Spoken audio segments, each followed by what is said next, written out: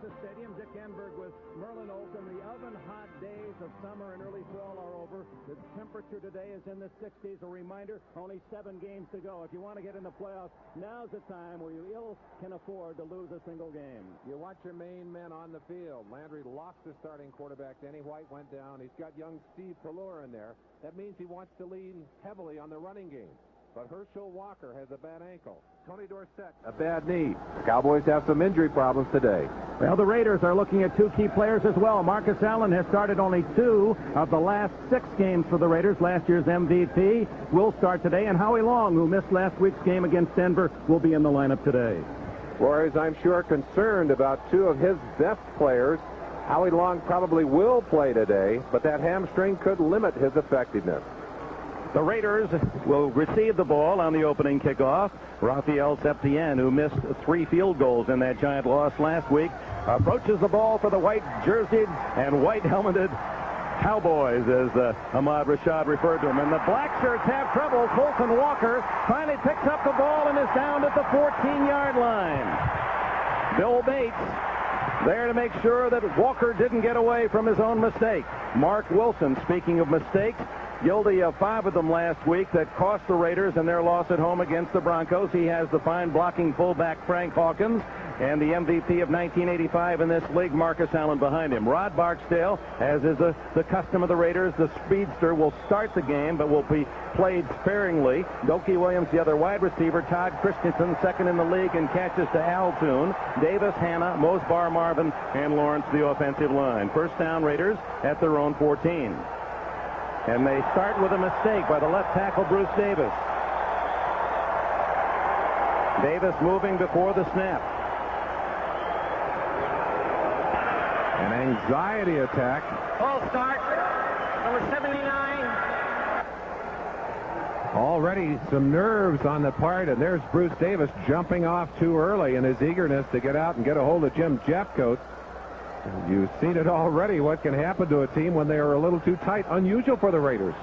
Unusual for them to have that kind of anxiety, but they know how crucial this game is, and I'm sure they're reacting to that. So Wilson now in the hole deep in his own end.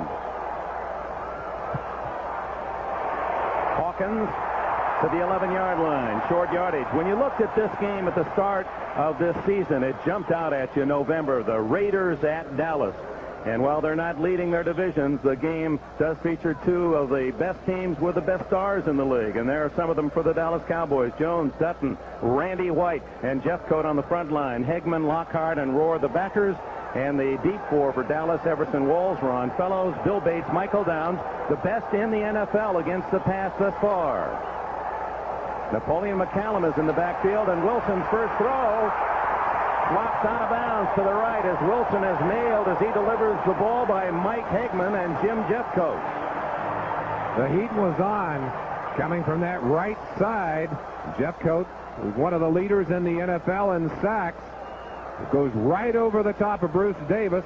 He's got all kinds of company, and Mark Wilson just threw that ball away, and wisely so, or he would have gone to the ground. So from the 11-yard line, Wilson in a pass situation, and this is where the Cowboys love to get their opponents, and they'll bring safeties or corners or backers and put the pressure on the quarterback. Barksdale to the right. They split Christensen way out to the left. Down goes Wilson. Randy White with a sack. And Henry Lawrence may have been hurt on that play. Randy White just blitzed around Charlie Hanna, number 73. Just left him on the ground.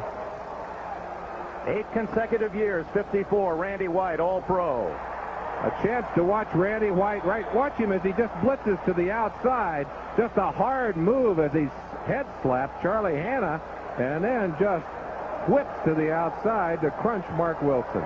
Ray Guy has his heels on the back line of the end zone as he delivers the punt end over end. Gordon Banks at the 44 of the Raiders. 40, 35, and Banks finally down at the 25. The Cowboys are writing the script so far. Steve Pelor for the injured Danny White at quarterback, and they think that this is the quarterback of the future. Pelor is 10 years younger than White. The ex-Washington star is 24. Dorsett will start with Timmy Newsom. Tony Hill moving into the number one spot in almost all the Cowboy catching categories with Mel Renfro and Doug Cosby. Tunay, Titans are Rafferty, Kerr, and Cooper, the offensive line, and they begin at the Raider 25. Dorsett. Boy, Tony, had he used one of those outside moves, he had a crowd to the inside. He had open running to the left, but nevertheless picks up 7 on his first carry against this Raider defense. Greg Townsend, Bill Pickel, and Sean Jones. Howie Long not in the starting lineup, but they say he will play. Jerry Robinson with Millen, McKenzie, and Martin the backers. And the talented secondary of the Raiders, Hayes and Haynes at the corners, Turan and McElroy at safety. 2nd and 3.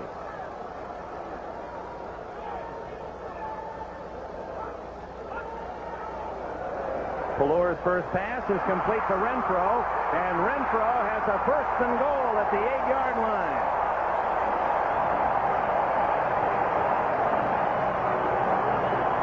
Mike Renfro, after a prolonged absence early in the season, getting back into the swing of things. Got 4 passes last week.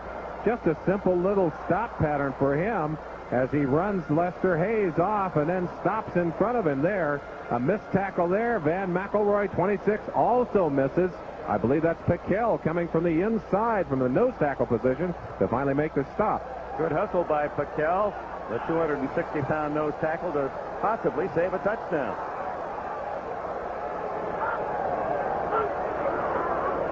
Tony Dorsett. And Dorsett, who has gained, flag is down, by the way, 1,000 yards or more in every year that has been a full season in the NFL. The only time that he was stopped short of 1,000 was the strike-shortened year, and the Cowboys drive toward an early score stalled by that holding penalty, and how that turns the stomach of the Cowboy fans after what happened last week against the Giants. Well, they really lost that game, at least in their own feeling, because of critical penalties in the last drive. Holding 71, offense. The call goes against Mark Tuanay, who is playing left tackle. Bill Pozderick, the man who was guilty of several of those penalties last week, is out of the lineup. You see at the top of your picture, number 61, Jim Cooper, who came out of the lineup earlier in the season. Pozderick went in. Now they've switched roles again. Cooper getting a chance. Boy, I got to tell you, when you have a bad day, you want to get out there and play the next week and take a shot at it. Howie Long, 75, is in the middle of the defense now for the Raiders as Dorsett on the sweep is to the 9-yard line as he gets back most of the yardage and that 10-yard penalty. 9 or 10 yards on that carry by number 33, Tony Dorsett. Anticipating the pass, Raider defense set themselves for the pass rush. The Cowboys cross them up here as they toss it to Tony Dorsett. Always dangerous, so explosive. Look at the way he just picks his way up through that hole. Great vision. He said he reacts, Dick, to flashes of color, not to uniform numbers or anything else. Herschel Walker, number 34. He warmed up well, and the feeling is, despite that ankle that limited his practice time this week, we'll see him this afternoon. 2nd and goal. And time called by Pelor. He was about to run out of the 30 seconds. So with the Dallas Cowboys knocking at the door early in this fourth quarter, we have a timeout here in Irving, Texas.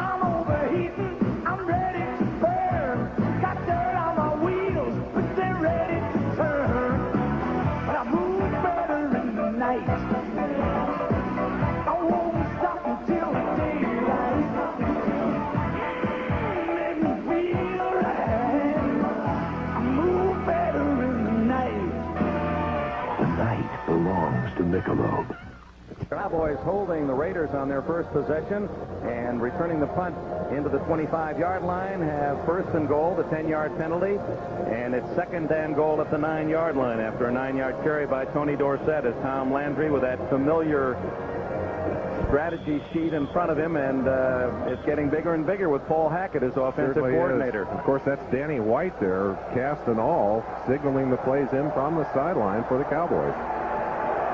Renfro right, Tony Hill split left.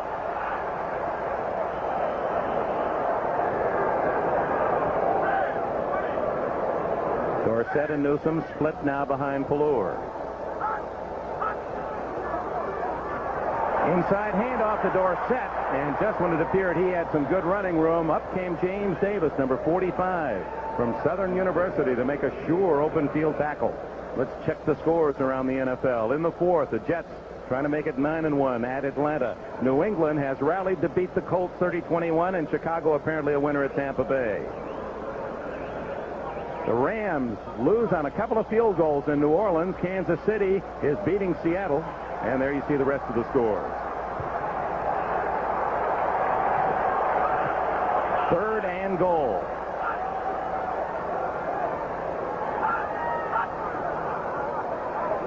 Pelluer to Renfro, but he's out of bounds at the 2-yard line. Short of the goal line as Mike Haynes saved a touchdown, and that apparently will force Tom Landry's hand. In comes the field goal unit and Raphael Septien. Septien, who was nearly perfect 10 of 11 until last week when he missed all 3. Mike Renfro in motion here, fakes up into the line and then gets to the outside. That ball way out in front of him. He had to gather himself. I think if that ball had been thrown a little to his shoulder, he might have been able to turn upfield and get his momentum into the end zone, but just no way that he could catch that football and control it and turn upfield. We saw the kicking guru here in Dallas, Putin Ben Agajanian, with a watch in hand, a mentor of Septien, who tries this extra point field goal. And he's got it right down the middle, and the Cowboys are on the board. There's Boomin' Ben. Septien calls him Uncle Ben, and Uncle Ben shook his head a little bit on that one. That ball was on the ground. Pelluer did a great job of picking it up and holding it. 20 yards on the field goal, 3-0 Cowboys.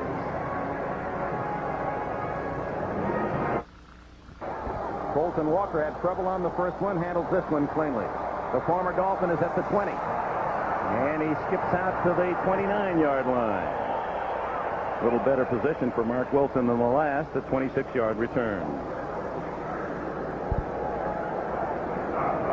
Manny Hendricks, the former basketball player at Utah. He went to school with Cornell Green at Utah State, and he was the famed basketball star with the Aggies that became an all-pro defensive back with Dallas. We tried to talk him into playing football his senior year. He was such a great basketball player, such a great athlete. Well, he proved that. An all-pro safety here for the Cowboys for many years.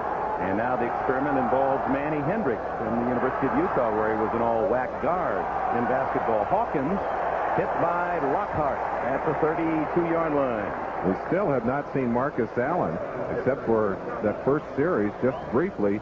Napoleon McCallum again in to start this second series.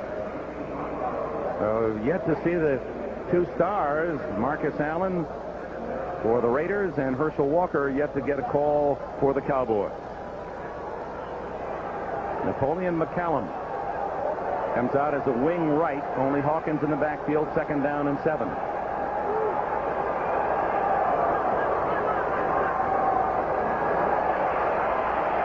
Wilson going long. Barksdale, and the pass not deep enough. Barksdale had to slow down as Wilson's arm didn't quite get it there. Ron Fellows on the coverage. The Raiders love to stretch you, and one of the people that can do it is a man with Olympic speed, and Barksdale has that. A true sprinter, a track man, simply outran that football. Mark Wilson, who does not have the strongest arm in football, tends to loft those long passes, really puts them in the air. And Marcus Allen finally makes his appearance. There's someone who would love to have a chance to put on his helmet. Allen now teaming with Hawkins on 3rd and 7. Well, 3rd and 8 officially, but it's closer to 7.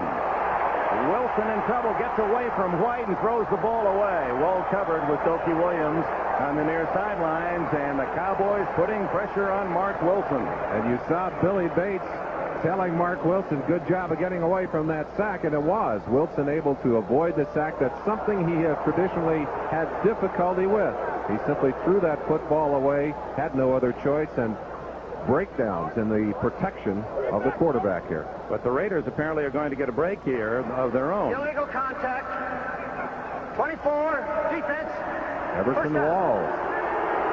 So the 5-yard penalty, but more importantly, the automatic first down out at the 37-yard line. Well, the Raiders, after suffering through some bad breaks in that first series, now suddenly getting a break of their own to keep a drive alive. It's Dallas 3, the Raiders nothing. 9 minutes left, first quarter.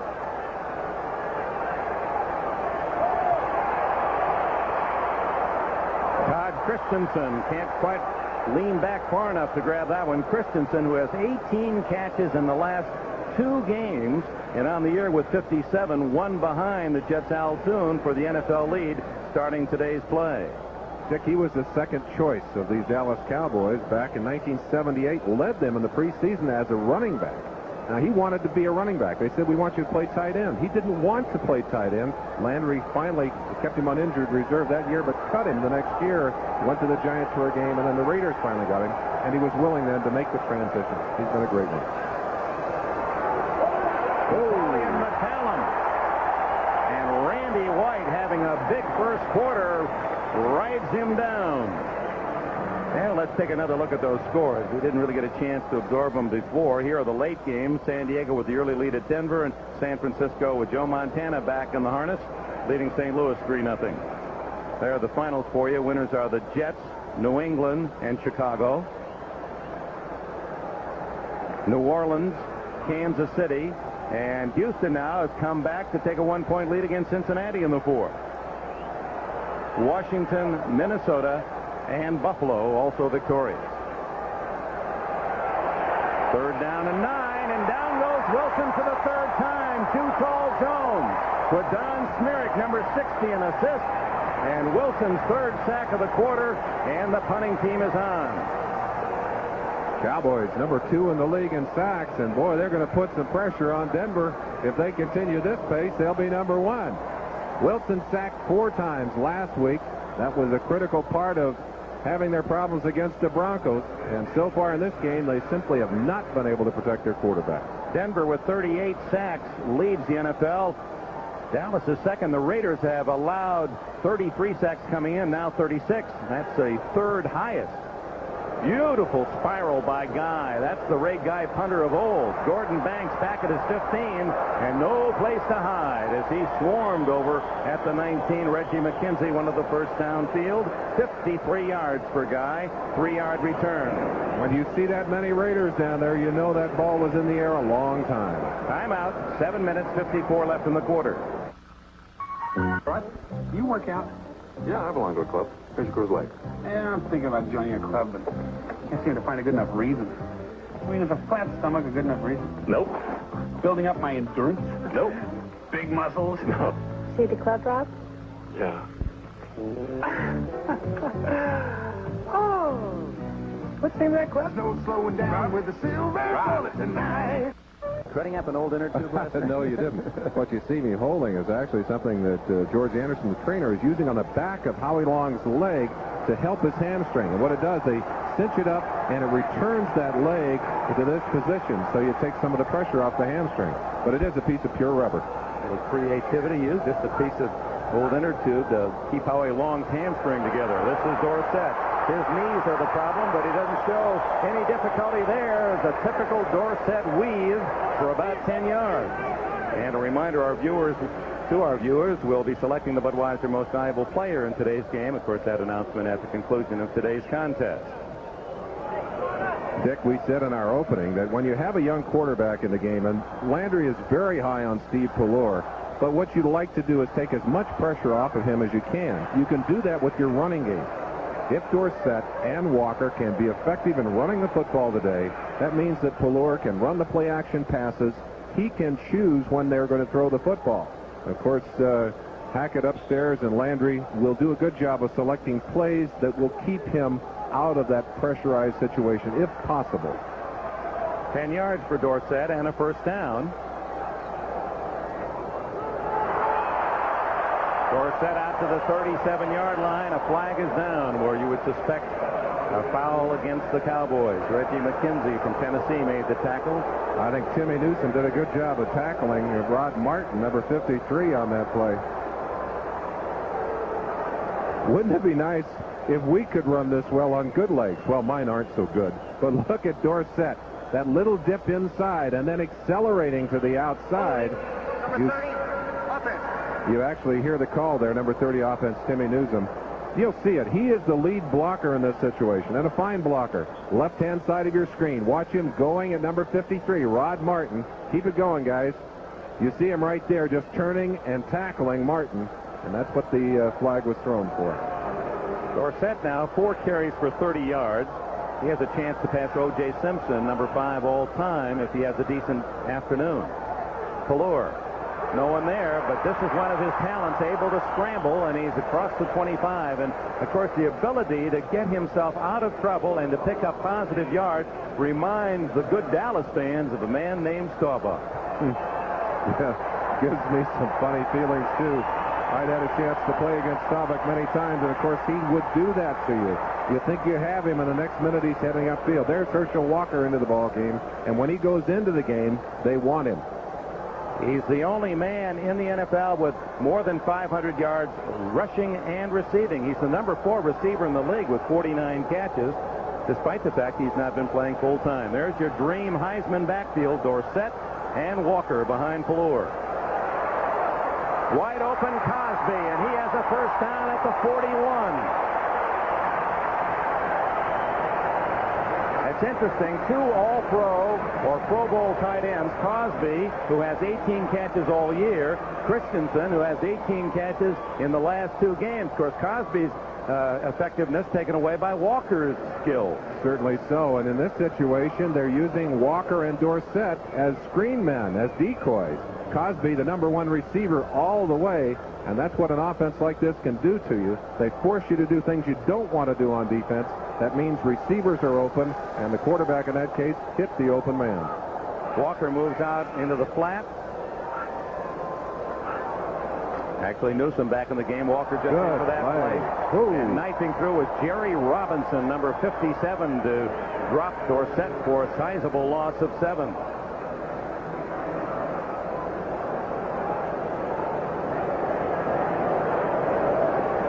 Toss to the outside, but look at the penetration by number 57. Robinson goes right over Timmy Newsom, number 30. That is an excellent play. Robinson, a 3-time All-America at UCLA.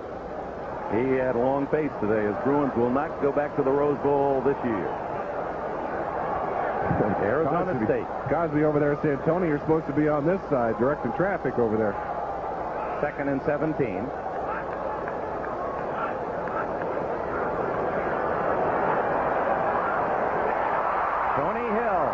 To the 43-yard line. That'll be about 7 yards shy of a first down. I want to finish that thought. Congratulations to all the fans down in Tempe, Arizona. The Sun Devils are in the Rose Bowl. There's a lot of confusion elsewhere, but one school can celebrate early. We know that it'll be Arizona State against the Big Ten champion in the Rose Bowl here on NBC January 1. How sweet it must be, that first trip to the granddaddy of them all. Steve Pelor, who knows the feeling, takes his team to the line of scrimmage. Pelor was a sophomore winner with the University of Washington when they shut out Iowa 28-0. Out of the shotgun.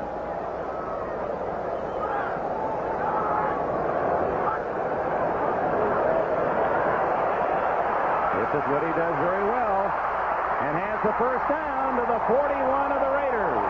Ooh, did he take a lick there, and a foul on Ferran.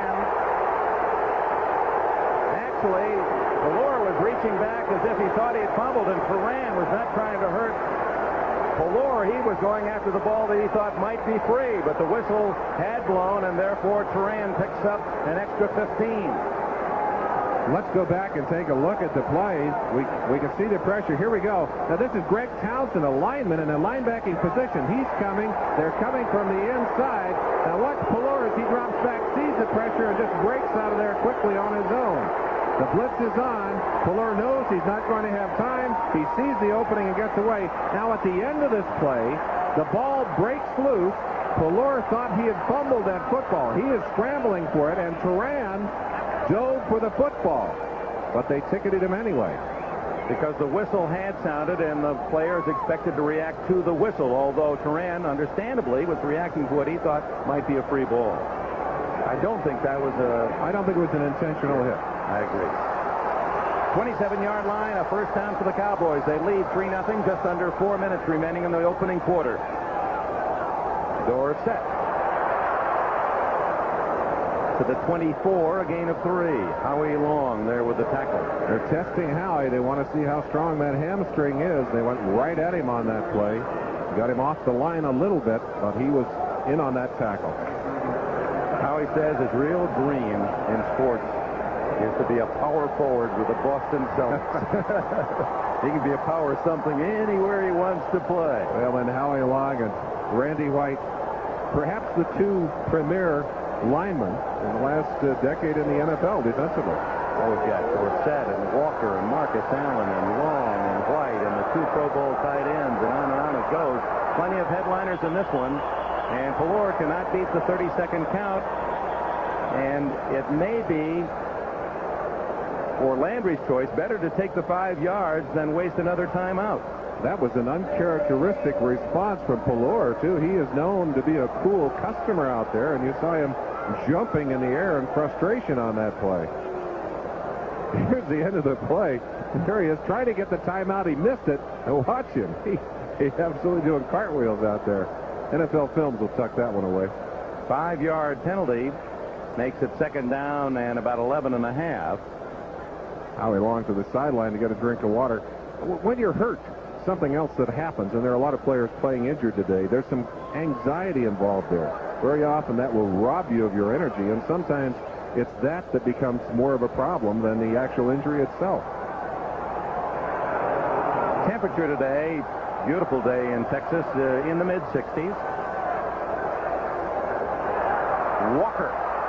And Herschel is to the 26-yard line. We were talking with Tony Dorsett yesterday at practice for Dallas, and I asked him about Walker. I said, how are things going with you and Herschel? And he said, you know, when he first arrived at the ball club, I said, can this guy, Walker, really be for real? He said, he just seems to be the nicest guy, the most personable, all that talent and everything else. And he says, you know something, Dick? Herschel Walker is a genuine cat.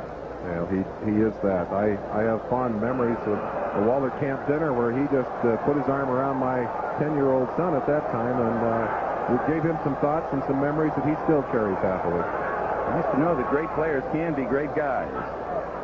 On third down and 9. Ooh, Dorsett and no flag. Ball tipped away. I think Piquel got his hand on that football. Looked like it glanced a little bit. And Septien will come on to try the field goal. He made the little chip shot from 20 for the game's only score, and now with 1:58 left in the opening period, Dallas will try to extend it to 6-0.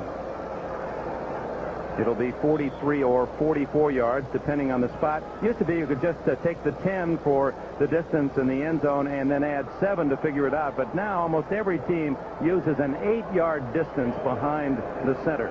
And this one will be 44 yards. A reaction to more height on that defensive line primarily. Pelor to hold.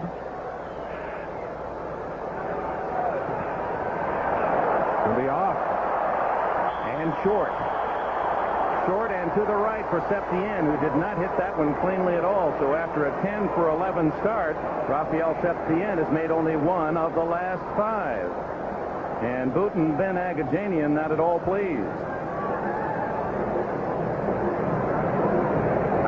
1:53 left in the quarter. The first look will move you with revealing shapes that reveal even more about the overall design. But there's an inner design that can only be felt when these cars are actually driven. This is Ford today. Designed to move you like never before.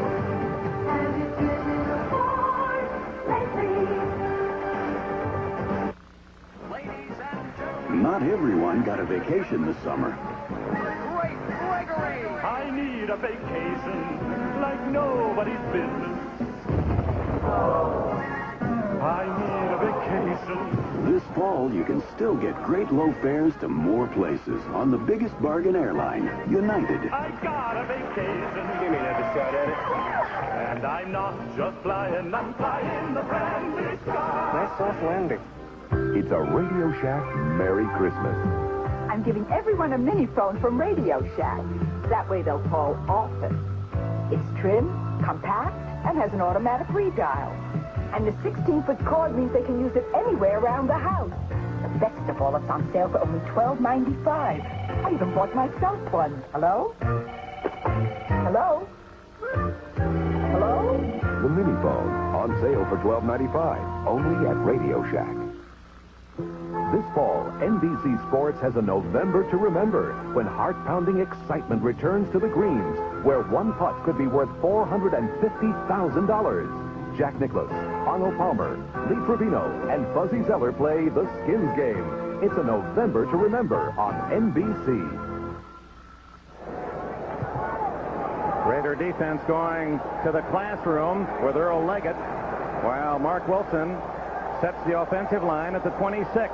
Septien missing from 44. It remains 3-0. Frank Hawkins able to roll ahead to the 29 for a couple of yards. John Dutton there to secure the tackle. Other late games in the NFL. Denver has kicked a field goal to tie San Diego at 3. No score Giants at Philadelphia. Fans here in Texas watching that one closely. And Joe Montana, returning from back surgery, has thrown a 45-yard touchdown pass to Jerry Rice. And the 49ers lead St. Louis 10-0.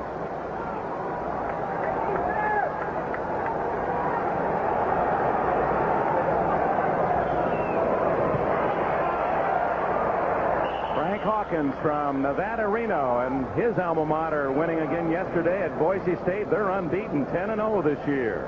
The Cowboys flex defense. One of the things the flex defense does is to move a couple of players off the ball. And it's one of the reasons that they have trouble rushing the passer on running downs. Those players a yard back, they're a full step away from getting into the pass rush.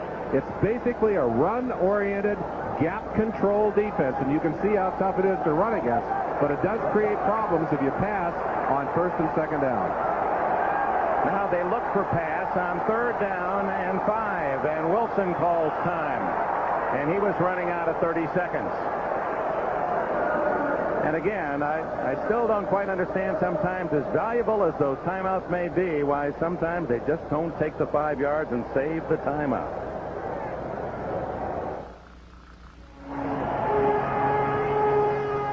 When I came here in 1982, I was what you call a free agent, a long shot. Some thought I didn't have the talents, but in the NFL, I got my chance. There are a lot of people who want a chance in life and just need the opportunity to make it on their own. I'm Bill Bates of the Dallas Cowboys, and this is my wife, Denise. And here in Dallas, they're getting their chance through the agencies and the programs the United Way. As United Way volunteers, we've seen how it works. Come on, we'll show you. One of the most critical needs for single parents is daycare services.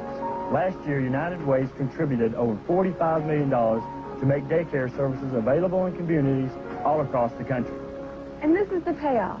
Happy children receiving professional quality care, helping parents to make a way for themselves.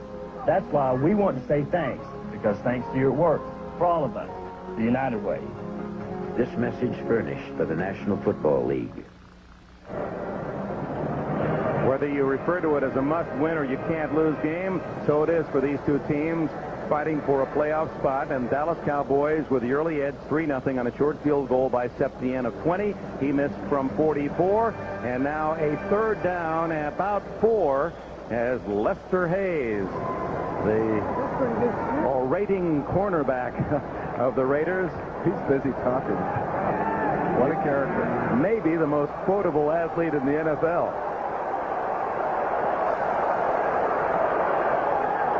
both wide receivers to the right. Dopey Williams in motion. Smirek was offside for Dallas. Wilson goes through with a pass, and Williams has a first down as he goes out of bounds at the 47-yard line. 15 yards on the pass, and they undoubtedly will decline the penalty. Anticipating the pass, you see all the linemen snugged up on the line in what the Cowboys call their 4-0 defense. Turn it loose. There you see them jumping off. Now Wilson wisely goes ahead with the play. It's a free play for him. So they have the choice of taking the penalty or whatever gain they get. In this case, they'll certainly take the gain. It's a big one. There's Ernie Stotner giving his signals from the sideline. He liked what he saw earlier in the game. Has to be a little frustrated at what's happening right now out there.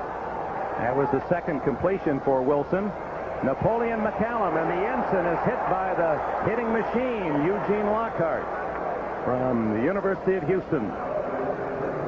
Lockhart, who played somewhat passively last week in that loss to the Giants, and they've been on him this week to be more aggressive. Certainly aggressive on that play. His business partner is Randy Love of the Cardinals. They have the Lockhart-Love photo 1-hour service, so they gave the quick development on that play. There's the gun in the end of the first quarter. At the height of his career, the Falcons' William Andrews destroyed his knee.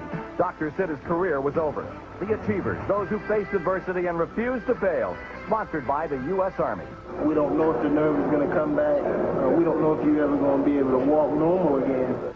With his knee in pieces and those frightening words ringing in his ears, Andrews began an agonizing 2-year odyssey to return to football. That part of the story later. It wasn't a piece of cake. It was a lot of hard work. End of a quarter here in Dallas where the Cowboys lead the Raiders 3-0. No changes in the other 3 late games in the NFL today.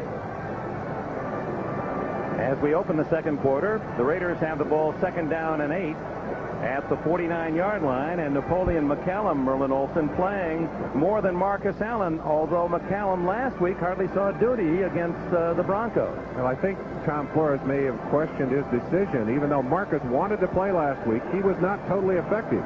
And they had won consistently with McCallum in that lineup. Marcus is in the lineup right now, but I think their decision is to try and use Allen a little more sparingly, let him rest that ankle a little bit, hoping that he won't injure it again today. They need a healthy Marcus Allen. They have been able to use McCallum to kind of protect him, and I think that's what they're trying to do today. Only 15 yards of offense for the Raiders in the first quarter. That's not going to get it. Cowboy defense very effective. They've been all over Mark Wilson. They've sacked him 3 times so far. 4 times. How many, Dick? 3. 3 times so far. This is the best field position for the Raiders at their own 49.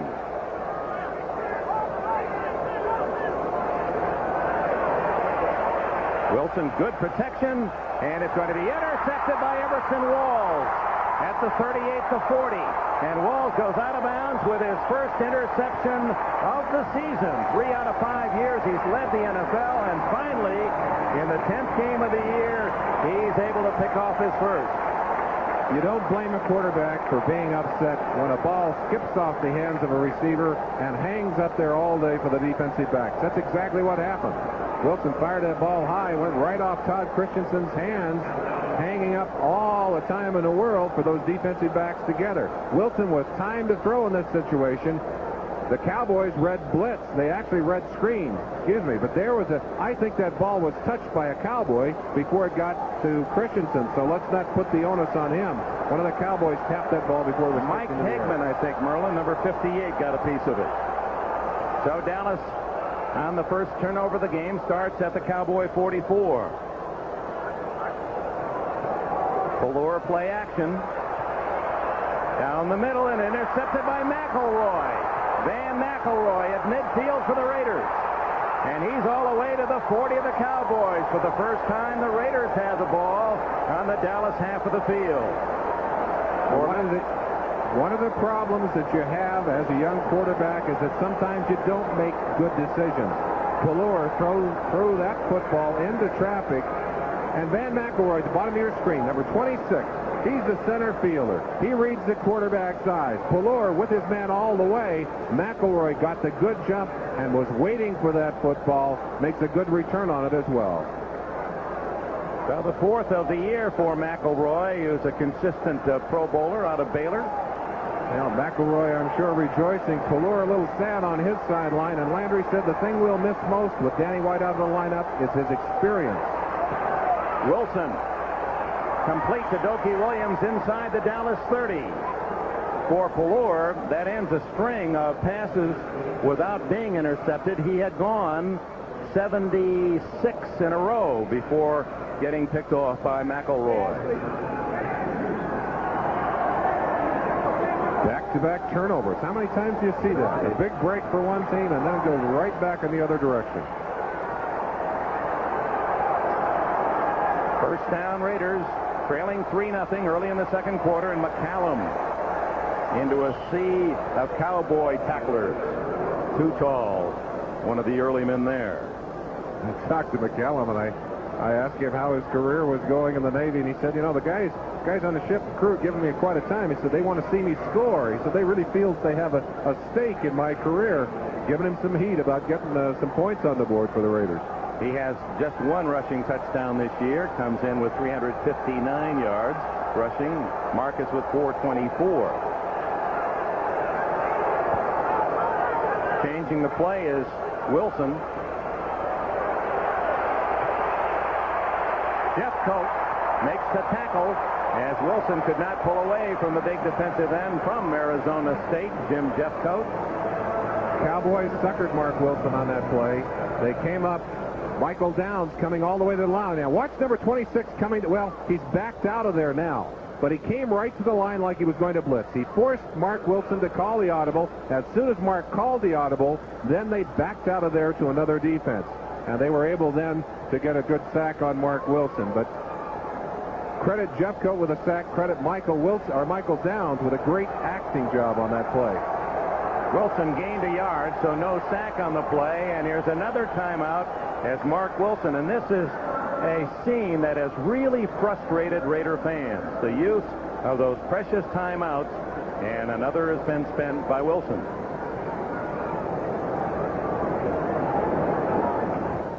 When I'm on a road like this and come up on the bump. Brought to you by Mazda Cars and Trucks. The more you look, the more you like Mazda value.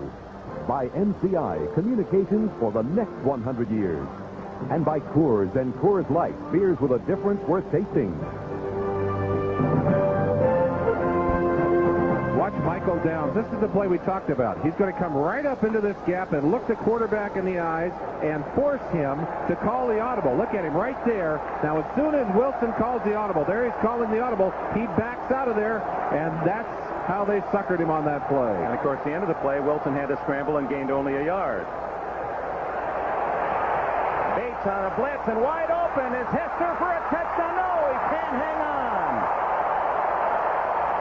Jesse Hester with a sure 6. That ball just a fraction late. And that's where a lack of that powerful arm will hurt Mark Wilson at times. He lost that ball. It takes a while to get there. Hester has his man beaten. Fellows is way behind him here.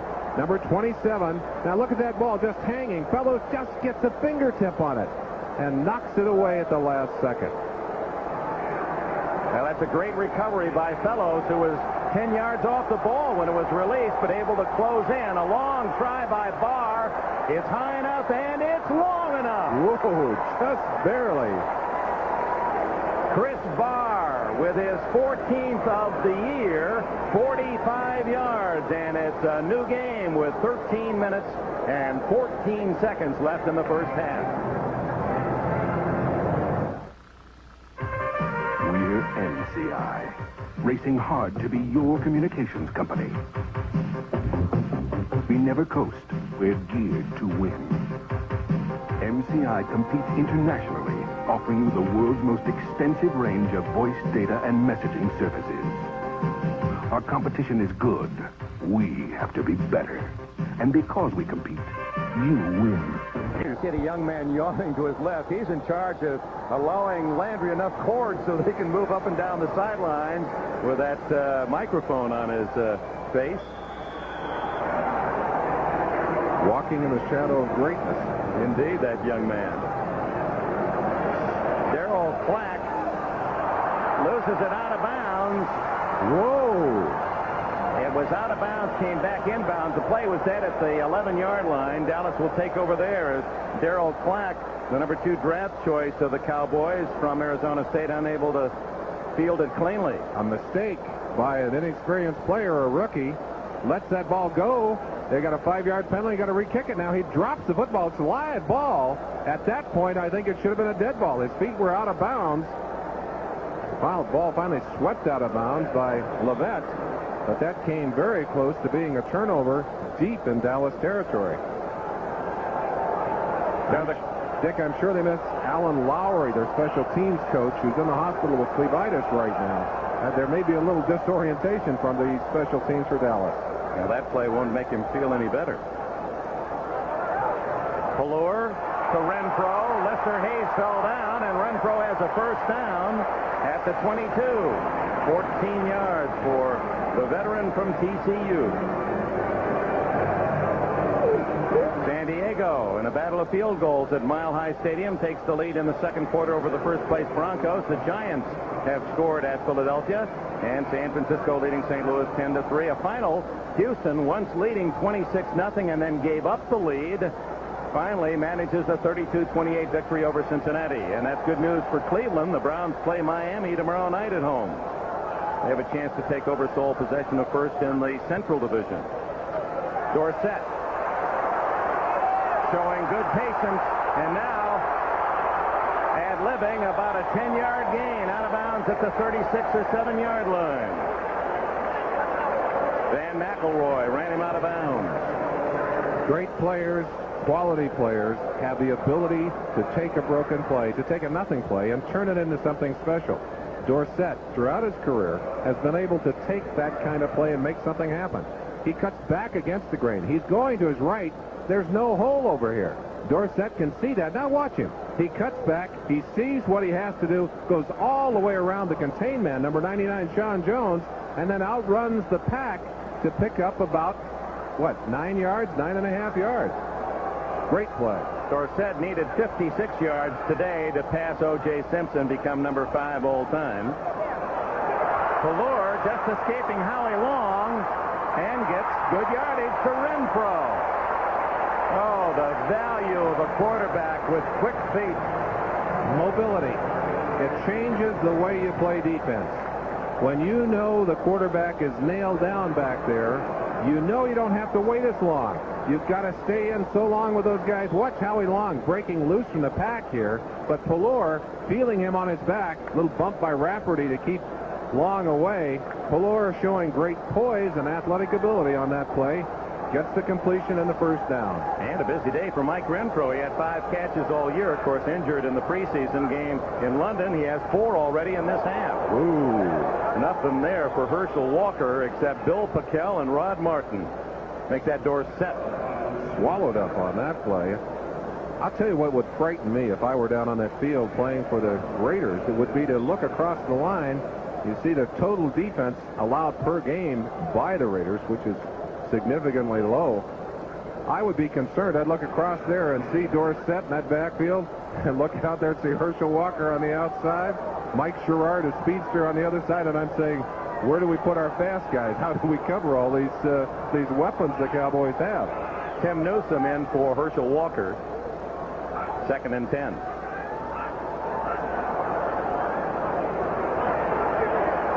Wide open is Dorsett. 40, 30. McElroy gets him out of bounds at the 26-yard line. Dorsett running over. You've got to be tough to be a cameraman on the sideline here. That may be the best hit of the day, Dick. Watch the young man in the blue and yellow striped rugby shirt. And this is what Paul Hackett does so well, to design plays where you simply can't get people in position to cover. Dorsett cutting back against the grain. Watch the end of the play. You think that camera may be broken?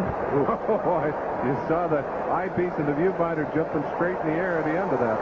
You've often used the expression, they're going to come right into the camera on this one. Yes, they did on that one. First down, Cowboys. It's tied at 3 with 11 minutes remaining in the first half. 26-yard line of the Raiders. Dorsett. to the 11-yard line. It's like the Dorsett-McElroy show. Dorsett carries, Van McElroy makes the tackle. You see that smile. He should smile. He's had a great first half. Fine block by number 30, Tony Newsom on this play. Leading up inside. Gets the block there by the center, Rafferty. Or excuse me, that's Crawford Kerr, 68. Good block by Newsom, and then just explodes. Dorsett angry last week that he didn't get more opportunities to play in the game against the Giants. He's getting his chances here today. 51 yards for Dorsett. 5 away from O.J. Simpson's 11,236. Ballure doesn't get away this time. Bill Packel doing an outstanding job, and Sean Jones to finish him off. The first Raider sack, and their 32nd of the season. That's the play action I talked about earlier. When you're having that kind of success with the running game, you've got to respect the run fake. If you hand that football or put it into the stomach of the Dorsett, that whole front seven have to react to that. And then the quarterback can drop back and take a little extra time. Unfortunately, didn't have enough time to find the open man as the Raider defense responded quickly, adjusted to the pass rush, and were able to sack Ballure. 8-yard loss, second down, 18 from the 19.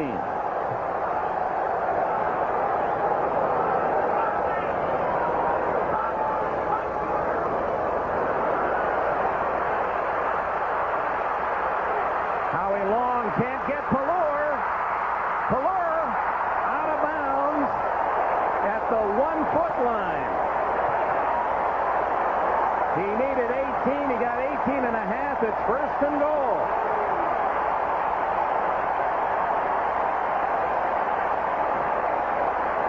Jerry Robinson saved the touchdown, but what a play by Ballure. This is the Raiders did show their own version of the 46 defense, but watch Howie Long. He'll come from the inside here and chase Ballure as he's going to go all the way to the outside.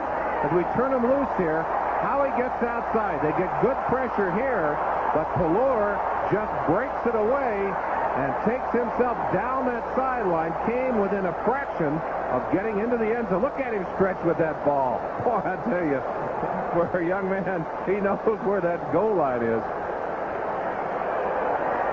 There was a penalty on the play against the Raiders, declined, of course, by Dallas. First and goal from a foot away.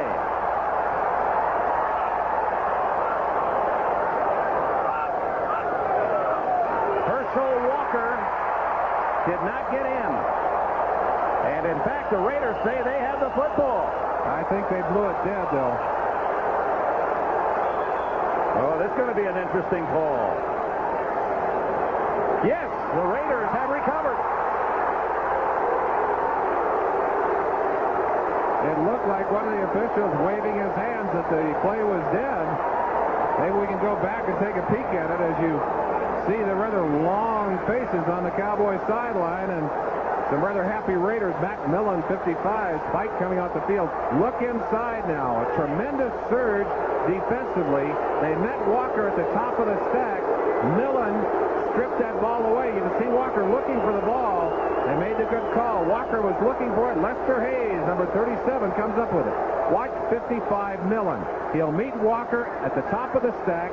That ball is loose right there. You see it dropping down on the ground. And then Lester Hayes will step in from the outside and scoop it up.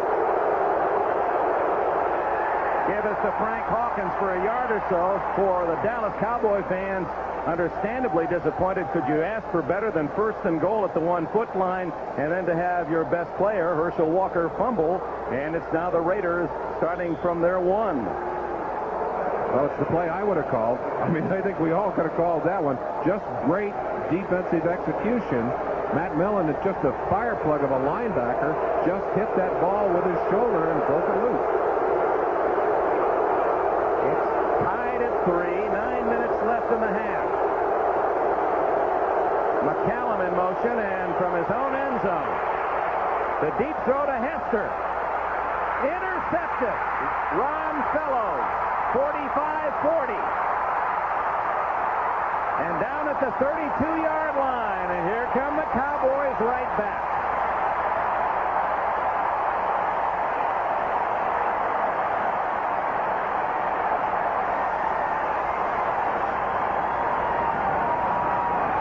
Cowboys far behind their interception totals of last year. The one thing they have done a good job with this year is restricting the big play. Fellows gets the good jump with Hester there. But watch this ball. If that ball is about 6 inches further, it's a touchdown. As it is, it's cradled safely in the arms of number 27, who didn't do a bad job of running it back. I know it's been popular to criticize Mark Wilson in Los Angeles, but indeed today he's had Hester open for 2 touchdowns and just didn't get the ball there. Dorsett, he knows the way and picks up a good gain on first down to the 23, close to a first down, and that will move him by O.J. Simpson on the all-time NFL rushing list. Tony Dorsett is now number 5 all-time, and they'll announce that on the message board. Standing ovation, one of the great stars of this league, Tony Dorsett.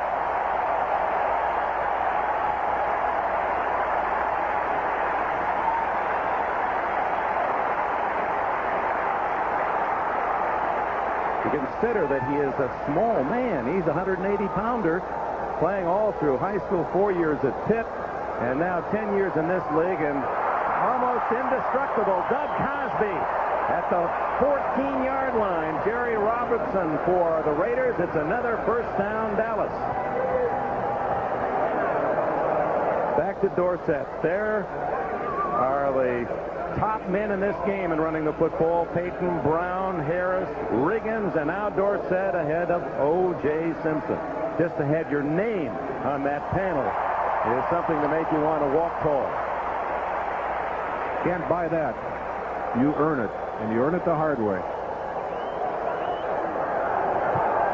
First down, Dallas, after they fumbled at the 1-foot line. It's tied at 3. 7-minute mark, second quarter. Dorsett.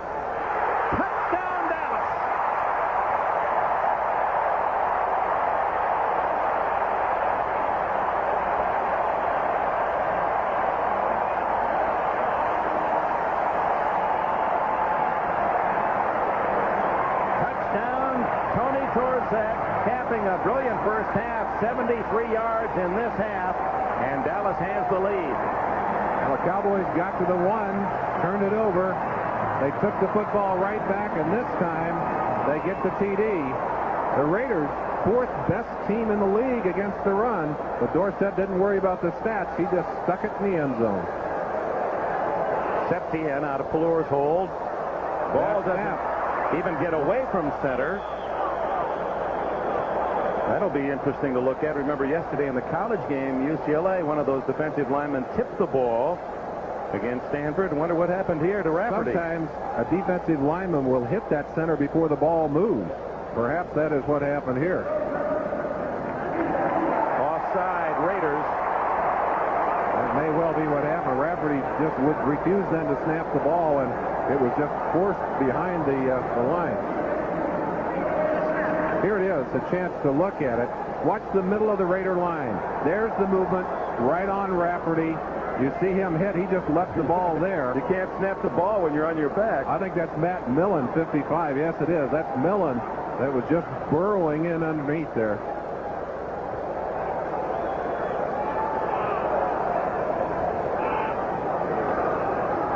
The encore is good. And with 7 minutes and 5 seconds remaining in the first half, on his way to the Hall of Fame, Tony Dorsett's 13-yard run has given the Cowboys a 10-3 lead.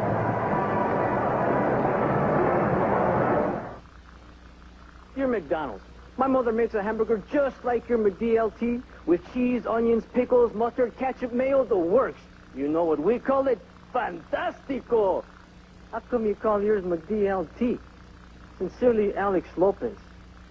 Good question, Alex. So just for you, call it the hot side hot, cool side cool. Every delicious thing you could want on a hamburger.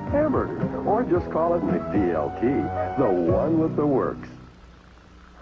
You know, Jerry, sometimes I take you for granted. You're a terrific husband, a great golfer, and a super salesman. Hey, Beth, what is this? A financial genius. You're not. Well, I got an idea. Why don't we get some advice? You put a lot into life. Oh. You deserve to get the most out of it. We can help. Mike Stone, New York Life. Jerry Chris. Jerry. Like that. At New York Life, we have the resources to make the most of your resources. We offer a range of financial opportunities, including mutual funds, universal life, IRAs, and limited partnerships. Jerry, you are making the right choice. Don't settle for less than you deserve. I know. Get the most out of life with New York Life. Next Sunday, the NFL plays here when the Browns battle the Raiders. Before your team takes the field, our team hits the air. NFL 86. Tony Dorsett out rushing the Raiders by 59 yards. It's 10-3 Dallas. 32 yards and 3 plays for the Cowboys after the interception of Ron Fellows. And there again, a matter of perhaps just a foot between a Dallas interception that led to a touchdown and a long 90-yard plus touchdown pass from Wilson to Hester. The ball just not thrown long enough. Septien to kick it off. Stephon Adams 44, Fulton Walker 41 at the other end. Adams driven into the end zone, and they'll take the 20. Let's go back to the touchdown by Tony Dorsett. We mentioned injured players. We'll be looking at Howie Long. Now watch Howie. His job on this play is to pursue along the line. Dorsett will set the play up here, and as he comes back in, we'll just give Howie a little bit of a fake before he breaks upfield. Now watch the play. Howie is inside. He's flowing down inside. Now Dorsett takes the ball. Now watch the little outside. That little move just froze Howie. I think with 2 healthy legs. I think the hamstring got him there. He couldn't react. Couldn't get himself in position to make the play, and Dorsett breaks into the end zone. You're talking about Dorsett and how he runs in the open field. He says, I look at films and I surprise myself. I don't know how I do it. Napoleon McCallum for 5 to the 25 as we look ahead to next week. It's our doubleheader week here on NBC, beginning with NFL 86 at 12:30 Eastern Time, 9:30 in the West. And our early games read like this: Seattle at Cincinnati. And that becomes a big game for both those teams. Losers today. Miami will be at Buffalo, and Houston plays Pittsburgh. With the playoffs just 6 games away, Kansas City. They haven't been in the playoffs since 1971. They won again today, and they play first place Denver. That's a big one. New England and the Rams. Merlin and I will be at Anaheim Stadium for that one. Raiders are home against the Browns. Wilson reluctantly kept the ball and happily picks up about 12-13 yards. Make it 14. Late game, San Diego and a couple of Rolf Benerschke field goals leading at Denver. The Giants have scored at Philadelphia 7-0. And Joe Montana has hit Jerry Rice again with a 41-yard pass. And it's the 49ers leading 20-3. San Francisco, with the Rams losing, could move within a half game of the lead in the West. Well, and the doubters who wondered about Montana's recovery have got to be shaking their heads right now. Well, that's a great comment for any athlete. Wants to play, and Montana fits that bill. Wilson chased by Jones. Fumble. And Jim Jeffcoat has it at the 28-yard line for Dallas. And one wonders how long Tom Flores will stay with Mark Wilson. You can't blame Mark for this one. He's frustrated. He'll blame himself. I don't think he sensed that Too Tall Jones, number 72, was right behind him. And when you don't feel that defensive man, and suddenly he's whacking at that ball, awfully hard to control it. Jeffcoat controlling that ball, and if he could have stayed on his feet, might have had a touchdown. Here it is. From behind, right side of your screen, number 72 will come all the way around. I don't think Mark knows he's there. Watch him as he sweeps in and knocks that ball loose. There's Jeffcoat scooping it up on the hop, but he couldn't keep his feet. Dallas leading 10-3, 6:07 left in the half. They converted the interception. Now they get the fumble recovery inside the Raider 30. Dorsett, a dance to the 25. Stacy Toran coming up to help from his safety spot, number 30.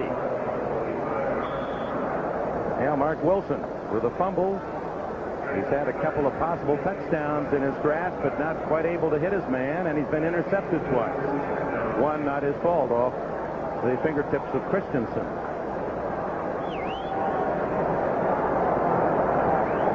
You just wonder how long he will have the confidence of his teammates. He has lost that with the fans in Los Angeles. Well, he had to be happy to be out of town. He's booed less here in Dallas by far than he is in L.A. 2nd and 8 for Pallure. Oh, he is fast. He outruns everyone. Touchdown. Flag is down. Back at the 31, we may have a hold against Dallas. And they'll call back Pallure. He's like a great racehorse, just eating up the ground with all an effortless stride, just running away from everyone. Holding number 63, Plunkett. Glenn Titans, sir, the man who will be called for the penalty. But I think with Pallure at quarterback, with Dorsett in there, and with Walker in there, you may have the fastest NFL backfield of all time. That's right. We got 2 Heismans, plus Pallure, who said he was a running back in high school, but too slow. Became a quarterback, started at the University of Washington, and, well, there's nothing like young, healthy legs. But he was running away from some pretty good linebackers. Rod Martin, one of them. That would have been a 25-yard run. Howie Long can't get Pallure. A screen to Dorsett. Flags down again as Dorsett goes out of bounds back at the 24-yard line. Little screenplay. Apparently one of the guards downfield a little early. The 2 guards, Titans and Crawford, were both out there. And apparently one of them beyond the line of scrimmage before the ball was thrown. Pat Haggerty. And now to a man downfield, number 68, offense. Crawford Kerr, right guard. The thing that happened there is that the tempo of the play was destroyed when Howie Long got in there. Now that he gets in there quick enough that he forces the play to go a little longer. Pallure wanted to throw it early. The play is a little late, and Crawford Kerr, who has run that play many times in practice, ran it with the same timing that you run it in practice. And because it was a delayed pass, it was just too late as he was already upfield. And the replay indicated that he was about 5 yards downfield. So back to the 45, the Cowboys. They had a touchdown and a 2-touchdown lead on the Pallure scramble. Instead of the 7, now they look at 2nd and very long. Fumble, Dorsett. And he just does sweep it away from number 30, Stacy Turan. Sean Jones there to secure him. Well, that's one of the traumas of changing quarterbacks. They each have their own timing and their own way of handing that ball off, and that ball was just not handed off cleanly to Dorsett. Phil Pozderac, who got a lot of ugly mail here in Dallas this week. He was the man guilty of a couple of holds and, of course, a critical penalty on the final drive by the Cowboys against the Giants, although the films vindicate Mr. Pozderac. Hard to sell that to all those people who've written those letters. The other thing that's hard for him is being on the sideline. It's a 7-day life cycle. If you can get back in there and atone for that, he's not having that chance. He's out of the lineup today. I like being punished standing in the corner. Oh, boy. Pallure to Hill, almost intercepted by Lester Hayes. Lester loves to fish. His off day, you can find him with the equipment in hand, and he almost took his 38th career interception. I asked him if he liked this artificial turf. He said, I hate it. And he said, when those 4-4 guys come around, they're 4-4 on this turf. He said, if I can get them on the grass field in L.A. with the smog monster on their back, they run about a 4.6. The first punt for Mike Saxon was averaging 41.4 on the year and is very good at what he's trying to do right now, get it inside the 20. Colton Walker is deep. That's a poocher. To the 12 and out of bounds at the 14. So Saxon does his job well. A reminder, this telecast is presented by the authority of the National Football League, intended for the private use of our audience. Any rebroadcast or other use of this telecast without the express written consent of the Dallas Cowboys and the National Football League is prohibited. 4 minutes, 7 seconds left in the opening half here at Texas Stadium. The Cowboys lead the Raiders 10-3. Dick, in a game that really has featured almost total domination by the Cowboys, except for a couple of opportunities by the Raiders, to only be leading by 7 points, I think is a problem for them at this point. Napoleon McCallum, a flag down as McCallum is pinned hard. I will look back on that Steve Pelora scramble of 5 yards for a touchdown that was nullified by penalty and see how important that will be. I think we've got a holding penalty on Henry Lawrence on that play. On the run, that's something you see more and more of these days. Players trying to control with those hands, and they're allowed to use those hands to push in the running game, but is that because there's so much freedom in use of the hands in pass protection, they don't accommodate themselves well to the running game? They still feel they have that freedom, and that seems to me there are as many fouls called on the running hold than on the pass hold. Yeah, they called number 73, so we better apologize to the killer on that play. Charlie Hanna is the one they ticketed. Looked like the ball or the flag thrown directly at Henry Lawrence. Wilson hands off to Frank Hawkins for short yardage. Let me answer your question. When they legalize the use of the hands to push in the running game, that part is fine. But what happens is after you push the guy, if he's still getting away, you tend to grab him and to hang on. That's illegal. And that's how those calls are getting to be made now. Now they're allowing an awful lot of holding on the running game. But when it is out in the open and so obvious, and it's a man who would have made the tackle, they've got to throw they've got to go throw that flag. From the 12, 2nd and 13. Is that a catch or not? If it's a catch, then the Dallas Cowboys have the football. Lockhart, and now on a late signal they say no catch. It was not a reception. I had a feeling that was an instant replay hesitation, that everyone looked at each other. Uh-oh, this is a tough one. We know who's going to call it. Randy White, the man putting the pressure on as he breaks off Don Mospar on the center. Tremendous heat on him there. That ball right into the hands momentarily, and then, no, there's no question, the ball is out of there. He really didn't ever have control of it. Good call.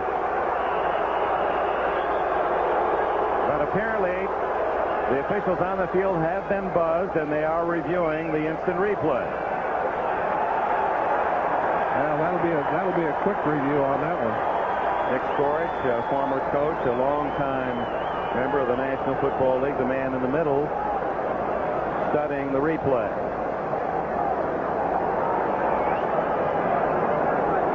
This is the part of the instant replay that no one likes, even those that are in favor of the system. Well, that's a relatively quick response, however. After further review, the play stands as ruled.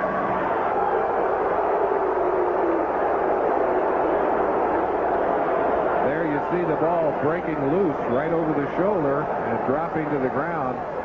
McCallum with barely a hand on that football before it came loose. Third down, a long 12, now 13. Safety valve to Hawkins. Everson Walls cuts him down at the 20. And the Raiders will have to punt the ball. Good aggressive move by Everson Walls. If Hawkins could have avoided that tackle, and it really was a rolling shoulder tackle, he might have been able to launch himself far enough to pick up that first down. They're at the half at Mile High, where San Diego leads the Broncos 6-3. Giants still in front by a touchdown at Veterans Stadium, and San Francisco outscoring St. Louis 20-10. Here it's 10-3 Dallas. Ray Guy with a beautiful kick his last time. Gordon Banks at the other end. At the Dallas 37. And the former Stanford star gets nowhere. Jamie Kimmel, number 59, backup linebacker. Excellent special teams play as Kimmel's got a hold of Jesse Penn. 23, Johnny Holloway. 52, Lyndon King. He got a right hand. Lyndon King fired a good right hand. And we got a flag on the ground there. 52. Oh, they saw it. So good coverage by the Raiders, but Los Angeles too aggressive, and King will get 15 for the right cross. He's a former cow chip champion, meadow muffin thrower, and pretty good right hand. Here's the end of that play. You see the 259s in there, and there's the shot to the face. And Jesse Penn, I think, saying, okay, hold me back, hold me back. And there came another shot. There might have been a second penalty on that from Holloway. Johnny Holloway, number 23, but King apparently retaliating for something that Jesse Penn had done. And the second guy usually gets that yellow flag. It's no different in any other sport. Certainly hockey the same. Well, the King, no question, deserved the penalty. We don't know what someone did to King to provoke that. Ball at the 47. Dallas leading 10-3. 2 minutes and 15 seconds left in the half. Mike Sherrard, the top draft pick of the Cowboys from UCLA, has his first catch of the day. Former academic All-America in the Pac-10. A walk-on in college, caught 124 passes and became a #1 NFL draft pick. That's a storybook affair for Sherrard. His mother was a member of the 1964 Olympic team as a hurdler, and on that 64 team, a wide receiver, Bob Hayes, who was to no stardom in the NFL with these Cowboys. Sammy Seal is in the game, and I wonder, that certainly means Mike Haynes is on the sideline again. Maybe he's injured that ankle again, Dick. First down play, 2:11 left in the half. Dorsett to the 31-yard line. The Cowboys are in field goal range, but of course are looking for more. Matt Millen with another tackle for the Raiders, and there's the 2-minute timeout. 2 minutes left in the half here at Texas Stadium, where the Cowboys lead by a touchdown. And they figured they'd try to make it better. Take beer. Can you imagine why anyone would want to add anything artificial to something that just comes naturally from ingredients like grain, water, barley, hops? Neither can Coors.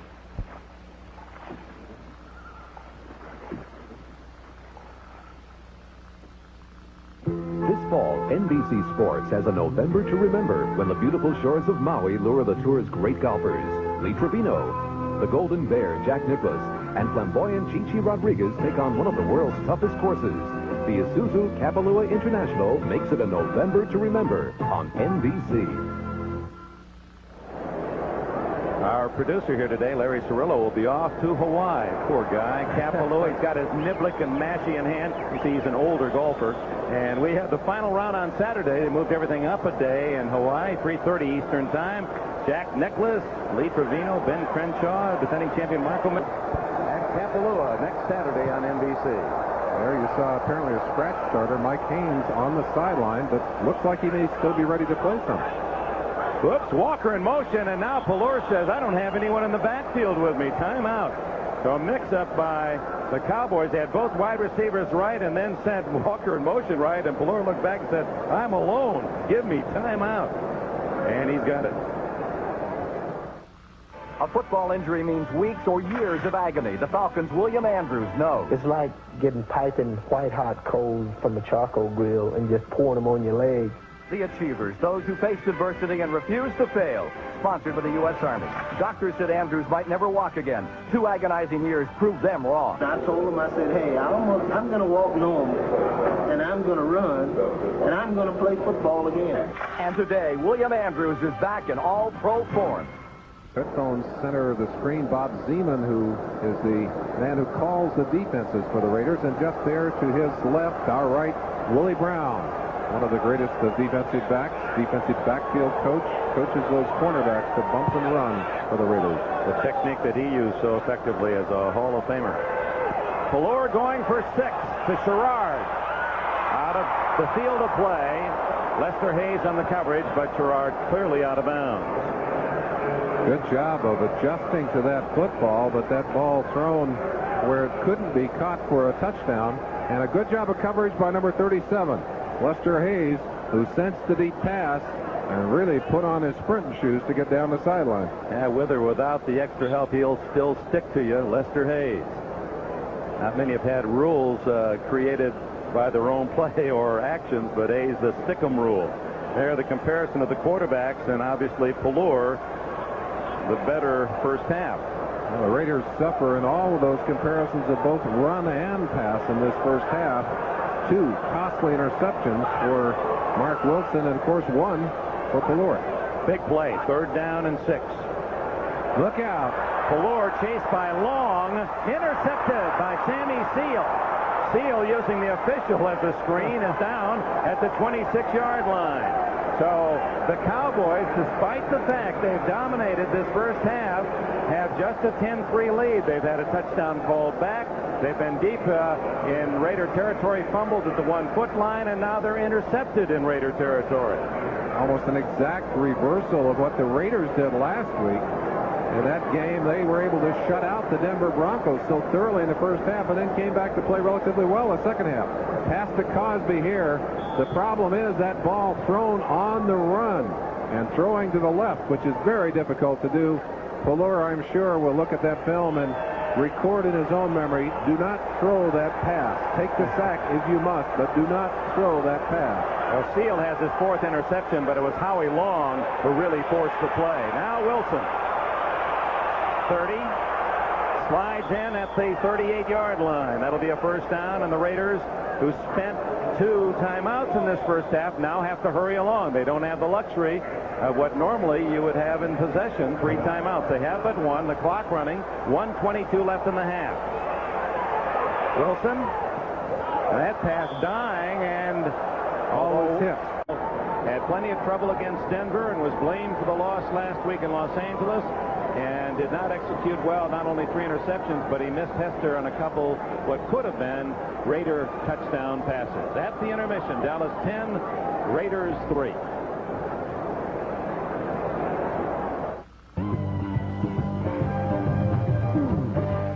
We welcome those of you watching the Raiders-Cowboys game, which Dallas leads 10-3 at the half. Mark Wilson with a terrible first 2 quarters. 3 interceptions. He also lost a fumble. Tony Dorsett, a 13-yard scoring run, and in the process, he has moved past O.J. Simpson into 5th place on the all-time rushing list. San Diego pulling a surprise, at least so far, at Denver. In the 3rd, on a pair of Roethlisberger field goals, they lead the Broncos, who were favored by 2 touchdowns, 6-3. The Chargers are 1-8. The Broncos are 8-1. The Giants continue to get brilliant play from Joe Morris. An 18-yard scoring run, 75 yards in the first half alone. They take a 10-0 lead to the 3rd quarter at Philadelphia. The Giants have to win to stay tied with Washington for first place in the NFC East. They'd each be 8-2 if the Giants beat the Eagles today. San Francisco goes to the half at Candlestick with a 23-10 lead over the Cardinals. Joe Montana is back in a big way. He's thrown 2 touchdown passes to Jerry Rice, a 45-yarder and a 41-yarder. Cliff Stout hits J.T. Smith for a 24-yard St. Louis score. The Jets beat Atlanta today, 28-14 in Atlanta. Big day for Ken O'Brien. He threw for 3 touchdowns and in one stretch completed 17 consecutive passes. All 3 touchdown throws came in the second quarter. Al Toon, who leads the NFL with better than 60 receptions, caught this one for a 7-0 lead. Then Wesley Walker caught the next 2. The Jets cruised from there. Their record is 9-1 after the 28-14 win. New England trailed 14-3 at one point in their game against Indianapolis, but eventually dropped the Colts to 0-10 with a 30-21 come-from-behind win at the Hoosier Dome. Let's turn to Ahmad Rashad. New England, with their victory, now trails the Jets by 2 in the AFC East, but it's going to be tough to catch New York. They are the hottest team in football right now, and you know, the thing that impresses me, and you got to give this to Joe Walton, he's got his team not only improving, but maturing game to game, and that's what you have to do to go all the way in this division. One of my favorite players, Ken O'Brien, I mean, this is a neat story. The guy grew up idolizing Joe Namath, and all of a sudden he's playing like Joe Namath, and if he keeps playing this way, he may be able to do what Namath did for the Jets, and that is take him to the Super Bowl. All right, the rest of the scores. Mike Tomczak was a quarterback today for the Bears. They win at Tampa Bay, 23-3. Tomczak ran for a 1-yard touchdown in the first quarter, then off a play-action fake, hit Willie Gault with this 37-yarder. The Bears never looked back. Late in the fourth quarter, Doug Flutie actually got in for a few snaps. He attempted one pass. It fell incomplete. Good day for Walter Payton, 20 carries, 139 yards. The Saints blanked the Rams at the Superdome. A pair of Morton Anderson field goals in the second half, all the scoring. They hold Eric Dickerson to 57 yards on the ground. 6-0 the final score. Kansas City beats Seattle today, 27-7 on 3 touchdown passes by Bill Kenny, who has now taken over as their starting quarterback from Todd Blackledge. This is an 8-yard slant to Stephon Page, one of the game's better wide receivers. 27-7 as the Chiefs go to 7-3 on the year, and they now trail Denver for the moment by a game and a half in the AFC West. Cincinnati and Houston. Houston snaps their 8-game losing streak with a 32-28 win. At one time in this game, they led 26-0. Denver rallied, came back to within 29-28. I should say Cincinnati rallied, and Houston holds on eventually to win 32-28. Washington beats Green Bay 16-7. Pair of touchdown passes by Jay Schrader, and the Skins are 8-2. The Pack is 1-9. Minnesota wins at Detroit 24-10, the final there. And Buffalo presents Marv Levy with a victory in his debut as their head coach. 16-12 is the final score in Buffalo. Paul, your thoughts on that one? Well, I just like the beginning when you talked to Marv Levy about not doing any coaching at all today. He got there Tuesday, and Ahmad Rashad said he can coach under those circumstances. But I think he'll really get into the game plan next week. He just didn't want to come in and disrupt anything. They ended up winning, and the one thing they're going to do with Kelly is not so much worry about throwing the ball way down the field. Let him get the field, roll him out, get him away from that rush. All right, so Buffalo, by beating Pittsburgh today, brings their record to 3-7, and the Steelers with the loss, also 3-7 so far on the year. We'll be back after these messages from your local station.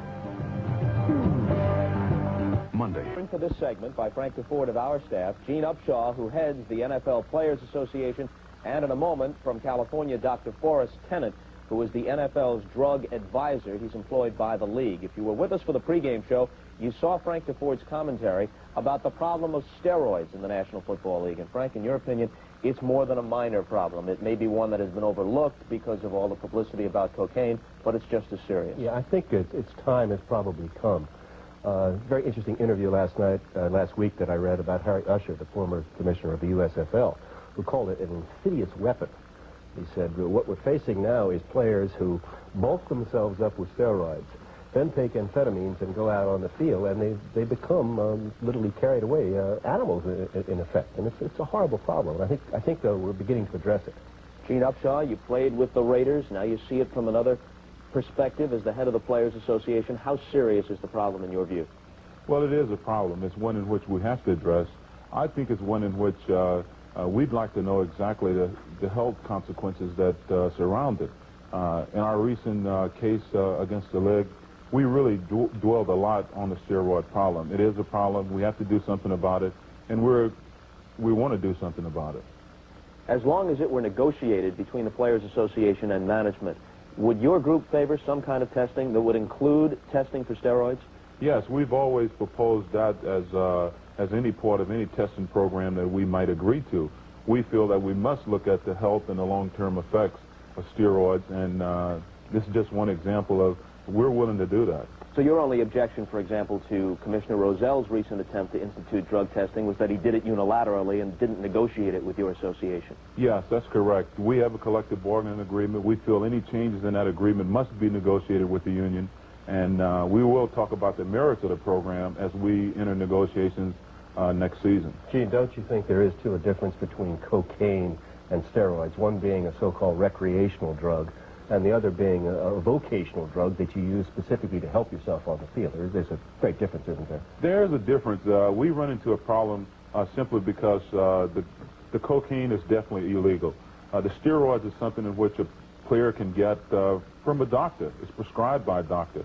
But I think the players need to know the long-range effects and the health consequences that he faces if he uses them. And you would acknowledge, too, that an awful lot of players are using them without prescriptions. Well, I'm sure that there is a black market out there, and I'm sure that if it's something out there, I mean, all of a sudden you see a player leave training camp at 230 pounds. He shows up the next year at 280 pounds overnight. It's definitely a problem. As a player, did you see it? Did you use them yourself? No, I never used steroids, and I never really needed them. I was large enough to play the game under my normal circumstances, and I feel that there's no need for them. You have to go with your natural ability. And there are a lot of players out there that are really concerned about that. They think we talk a lot about drug testing, illegal drug testing, and we really need to spend more time talking about the steroid question. Let's go out to Los Angeles and speak with Dr. Forrest Tennant, who is an expert on the subject of steroids. How pervasive do you think this problem is in the NFL, Dr. Tennant? There's no question. It's very pervasive, and I certainly agree with Gene. It's an issue that has really come forward, and it's one that is at the top of our agenda as far as priority, because it is a problem. We have to do something about it. Dr. Tennant, there's a lot of talk that the players, in bulking themselves up, their bodies are in effect getting too big for their bone structure. Do you think there's a lot of truth in that? No question about this. I personally believe that a great number of injuries and a great number of the real mishaps in the game today are really responsible to steroids. We don't know exactly how many, but we know it's a problem, and we do know that this extra bulk, this extra mass, causes injuries to players. Dr. Tennant, steroids with a prescription under certain circumstances are legal. Is it possible that there are some circumstances, any at all, where it would be appropriate for a football player to take steroids? I think that the physicians who deal with football players in the National Football League are in general agreement that it is almost rare, if ever, that we would ever prescribe steroids for legitimate medical purposes to an active football player. In other words, all the steroids that are being taken either by being prescribed by unethical physicians or being taken illegally, and we are totally against them. We've taken a stand against them.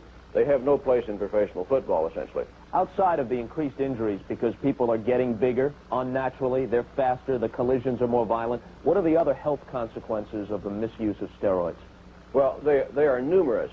First off, not only do you have the aggressiveness, but you have all the things that go along with this. You have increased heart rate, increased blood pressure. The long-term effects are serious. Liver tumors, heart disease, testicular atrophy. And the big thing that physicians are worried about today is that we feel a number of these people might develop cancer several years down the line. In other words, the health consequences are extremely serious. Can you test reliably for steroids use? Yes, they can be tested for very reliably, except there's a major catch. And that is, the testing process is so lengthy that no one today really has the ability to do mass testing.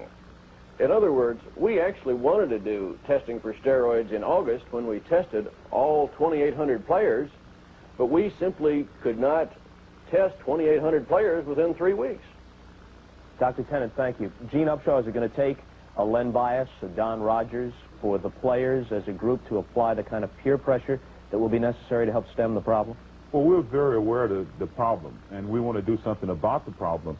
And that's one issue we're not afraid to face. We understand the consequences, the long-range effects. One of the things that really would disturb me if I was a young player and I was on steroids would be what effect it's going to have as you try to produce a family. I mean, there has to be some long-term effects there also. We got a young group of players that are just starting their families, and I think they have to do something about that. Our thanks to Gene Upshaw from the Players Association and Frank DeFord, of course. NFL 86 halftime activities will continue in just a moment.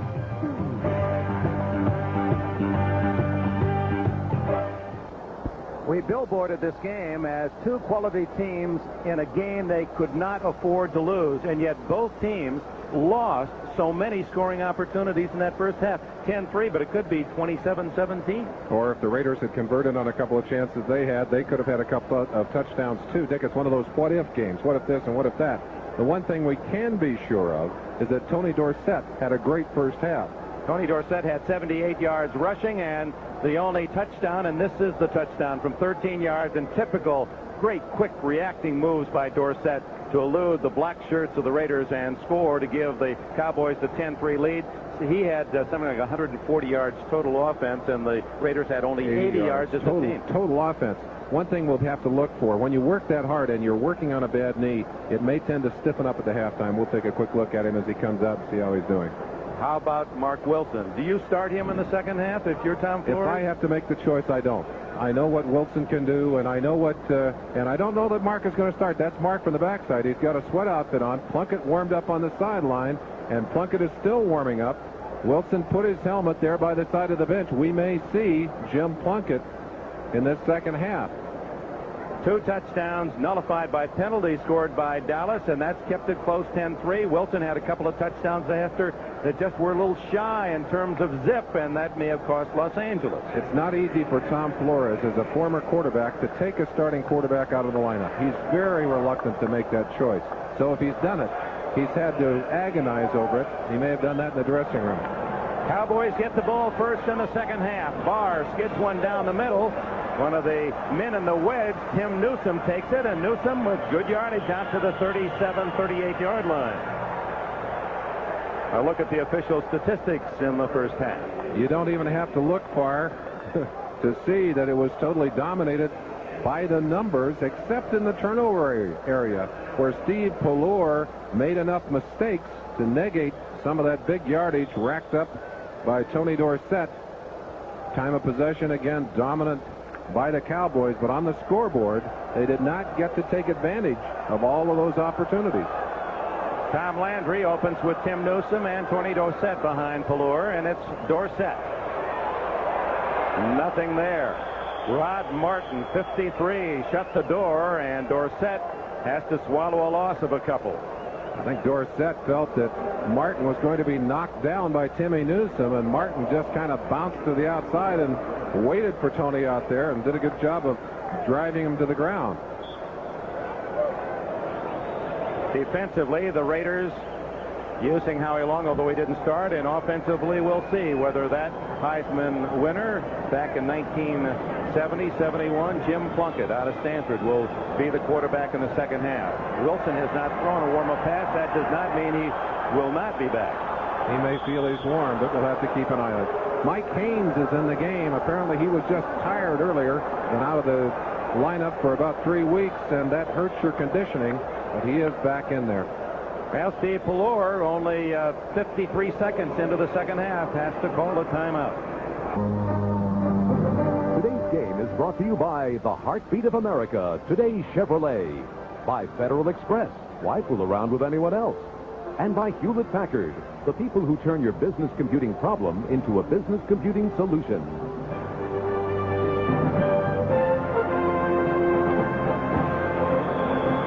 In a game packed with turnovers and mistakes, an interception has led to a quick Raider touchdown and a 10-all tie. Robert Levette at the 9. The former Georgia Tech star twists down at the 27-yard line. Tackle made by Fulton Walker. We've got somebody hurt on the field. Looks like Lyndon King nailed out there by Steve DeOssie, and he's bouncing up there. Let's quickly go and look at that replay. It's a pure man-to-man situation. Dokie Williams in his 5th year will show you some real experience. You see that Everson Walls has his back turned right at the last second. Dokie waited until that ball was there, bumped him a little bit as he put the hands up, and then with Walls out of control, Dokie just carries it into the end zone. But that ball well thrown and thrown behind the receiver, as it must be in that situation. Williams did a fine job, as did Plunkett, to get those points on the board. Plunkett had 3 touchdown passes and only 1 interception this year, picks up his 4th. And Dokie Williams, one of the many Williamses in the NFL. There are 22 of them, as there are 22 Johnsons, the most popular name in the league. And Lyndon King helped off. A little smile, George Anderson, the trainer, but I'm sure King was getting a little bit of a backlash to that shot that he put to a Cowboys face earlier. When you take a shot like that, you kind of put a mark on your number, and they remember it. Steve DeOssie remembered and returned the favor to Lyndon King. A little calling card. Herschel Walker starts the second half, and he's flanked way out to the right. He has 49 catches this year to lead the Cowboys. Right now, he's got single coverage with that great speed, 9.2 speed of his. Instead, up the middle it goes to Dorsett. And he's past the 35-yard line. And what an offensive set that is. When you have Dorsett in the backfield, you can put 2 speed receivers on one side, wide receivers, and then Walker on the right as a flanker. What does the defense do? I'm glad I'm up here. I'm glad I don't have to answer that question. Landry doesn't smile very much, but you can get him to smile with one word, and it's right there above 34. Say Walker, and Coach Tom smiles. He knows he has a weapon. He says he has never seen in 30, 40 years of football a man who breaks tackles better, and that includes Jim Brown, than Herschel Walker. Dorsett appears to have the first down out at the 38, 39-yard line. Rod Martin led the defensive charge. Just a follow-up to that comment, and talking with Coach Hackett about Herschel Walker, he said, you know, we knew he could run. We knew he could break tackles. We knew he could catch the ball. No one told us that he was such a gifted student. No one, he said, I've never seen anyone aside from a quarterback spend as much time and grasp as much of an offense as Herschel Walker has. And he's had to learn like 4 or 5 different positions. They move him from receiver to flanker to the equivalent of an H-back to tight end at sometimes and into the backfield. And he's learned all of those and kept his composure and doesn't blow many assignments in the process. He's a wonderful story, I think. Well, it goes on to Walker weighs 223 pounds, and they measured his body fat at 1.42. That means that he's got about 3 pounds of fat in that 223. I couldn't see it. I don't know where it is. Marathon runners have more fat than that. So he is solid as a rock. First down, Dallas, 10-all. The score, third quarter. Pallure patiently, and now scrambles out of bounds at the 45-yard line. Made 5 yards out of the scramble. We mentioned that Jim Cooper is in there for Phil Posderick. He's working on Howie Long. Look at that little latch on the throat as he takes it over backwards. That isn't holding? Well, it's not if they don't catch you. Well, that was in the open. Well, I know I'm away from the field too long, Dick. I can laugh when they're holding those defensive linemen. That's right. The first 5 years we were together, you wouldn't speak. No, I couldn't handle that. Well, let's see what Howie Long does to counter that kind of approach. 2nd and 4. Sherrard in motion. The pass is to Hill. Great catch. There's a flag down, but that'll be interference anyway. They're calling Lester Hayes. He knew he was beaten. Lester reached out at the last minute and grabbed the receiver, but tremendous concentration on the part of Tony Hill. It didn't matter as he stuck that football in anyway. Defensive pass interference, number 37, first down. A veteran defensive back knows he's beaten. Watch the hand right there. Reaches out, just grabs him, stripped the arm back, and Tony Hill's still able to keep his concentration. That's rather remarkable. Now, he actually dropped the football, though. So if he hadn't interfered, it would have been down. He's now the number 1 receiver in yards all time. He passed to Drew Pearson a couple of games ago, did Tony Hill, and now he's moving in on Pearson's all-time catch mark of 489. Dorsett to the 25 of the Raiders. Van McElroy and Stacy Turan, who are the 2 safety men and are the 2 leading tacklers for the Raiders this year, teamed up on the stop. Does that surprise you that the 2 safety men should lead their team in tackling? Well, both of these teams ask a great deal of their safeties in relation to the tackling. There you see the numbers for McElroy and Turan. But that is not a great stat. You would expect your linebackers to be your big tacklers in this kind of defense. And when the safeties are making the tackles, that means people are getting into that area to be tackled. Good stat for the safeties, bad stat for the defense. 2nd and 4, Dorsett. A little hesitation move and then dropped by Robinson. Gain of 3 short of the first down as we check other late action in the NFL. Now in the 4th quarter, the 2 Benershka field goals holding up for San Diego. The Giants apparently, to the dismay of Washington and Dallas fans, leading 17-0, and San Francisco leads 23-10, and Dorsett has not been able to get back on his feet. Tony Dorsett on the ground, Dick, and they're quickly out to check on him. Don Cochran, the head trainer for the Cowboys, watching him. He may just have had his bell rung or his wind knocked out, but he did come to a sudden stop. Looks like he's a bit groggy. Let's take a look at the end of that play. A little draw play, hesitation play. He's hit hard, sandwiched hard. Sean Jones right there, Reggie McKenzie 54, and I think a shoulder to the head there. In closer, you'll see number 54, and you see the pop right there to the head, and Dorsett is up. I think just had his bell rung a little bit on that play. A little woozy, but able to get off the field under his own power.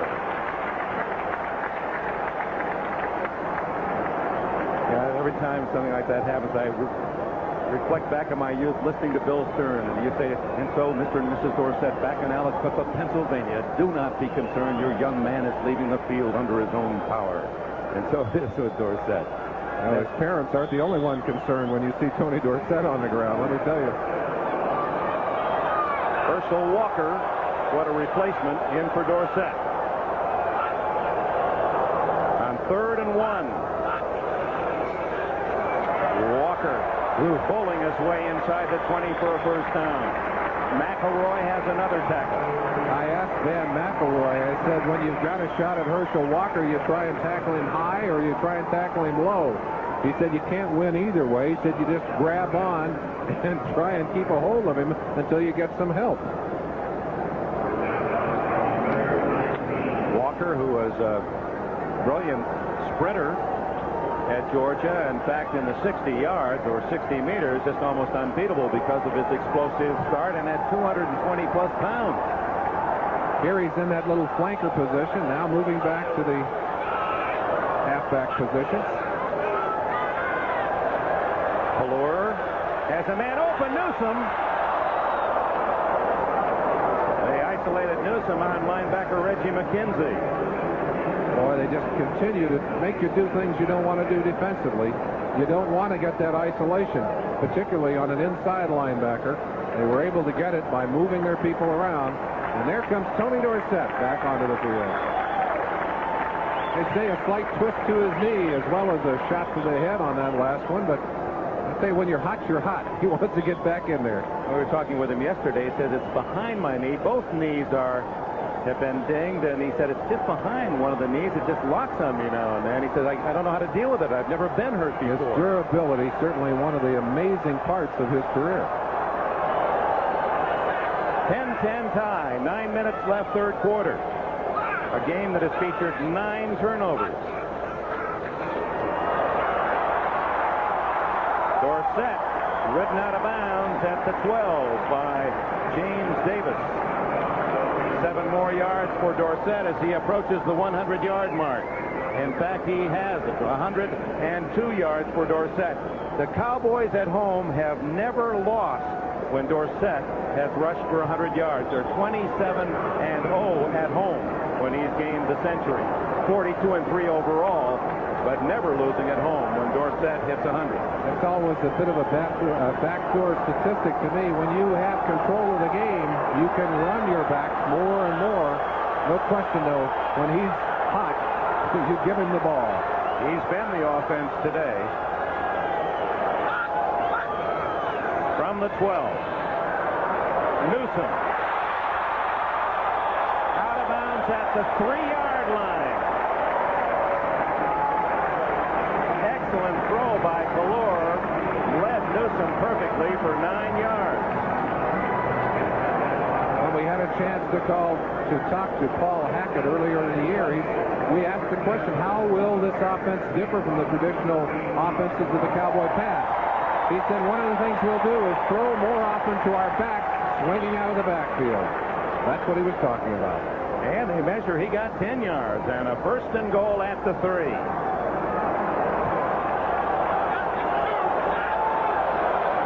Newsom and Dorsett. Cosby on the wing. Newsom, a yard at best.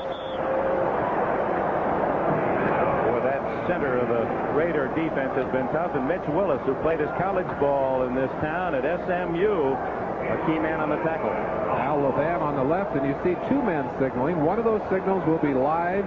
One of those signals will be a dummy signal, just in case someone spent a little bit of time trying to figure out what's going into the field. And, of course, you could signal in quickly to a defense at the last minute, pass or run or some relevant information. It's been done. I don't think you can do it when there are 2 people signaling, however.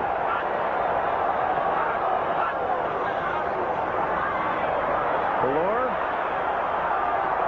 Lester Hayes on the coverage. Cosby was the intended target. Hayes playing his man. One man-for-man a la basketball, denying his man the ball. And, of course, Hayes was a fine high school player at 5'11", was a center, and can dunk the ball any way you'd like it. Well, they put some pressure on those receivers today. Pelor, with that ability to scramble, gives them a little more time to throw that football. And when you're playing man-to-man, those seconds become an eternity. 3rd and goal outside the 2. Quarterback rollout. No. Intended for Renfro. It's not a completed pass. Rule juggled. No control by Renfro. Even had they ruled that a catch, it would not have been a touchdown. Valor over to argue, as is Renfro, saying, yeah, it's a completion. There's a chance to take a look. This one didn't run into the camera, but came close as you watch the toss. Let's check his hands, check his feet. He's looking up. I think it was a catch.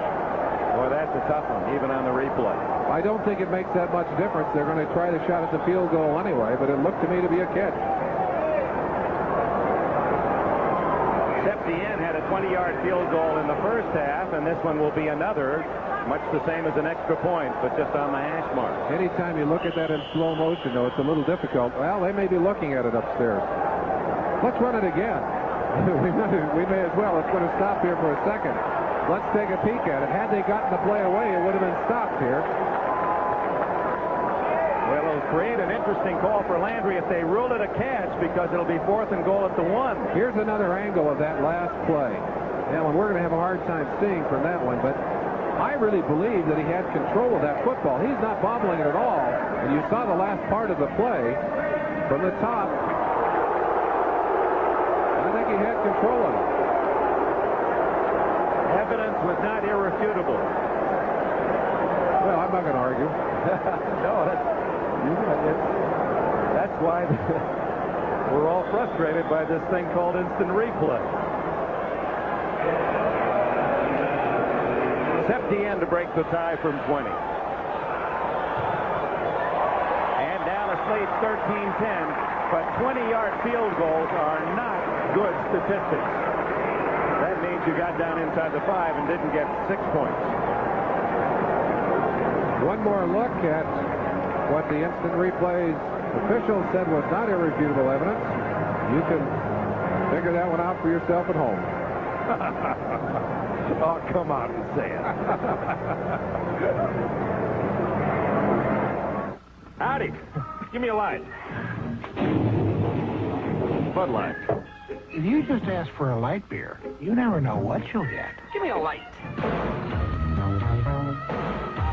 Bud Light. So if you want the less filling light beer with the first name and taste, don't just ask for a light beer. Give me a light. Bud Light. Ask for Bud Light, because everything else is just a light. Hi. Buy your friend a beer. When we went to work up a sweat. I tell you, that Herschel Walker inspired me. Did you hear me doing my exercises last night? I did my sit-ups and push-ups. I came a little short. Walker last night, before the game, did 500 sit-ups, 100 push-ups. He said normally every night before he goes to bed, 500 of each. How many did you do? 22. Never lifted a weight, he said. Trailing 13-10, Fulton Walker returns the kickoff to the 26 for the Raiders. You were much like Walker. You never lifted weights either. Well, this becomes heavy now and then, but we do want to give you the scores every 10 minutes. Boy, San Diego, they must be sweating a bit up there at Mile High. Giants trying to stay with Washington in the East, and San Francisco could move within a half of the Rams with a win led by Montana, the other late games.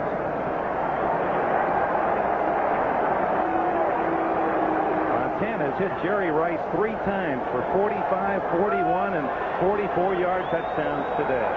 Well, let's see what Jim Plunkett can do. They got a touchdown the last time he got his hands on the ball.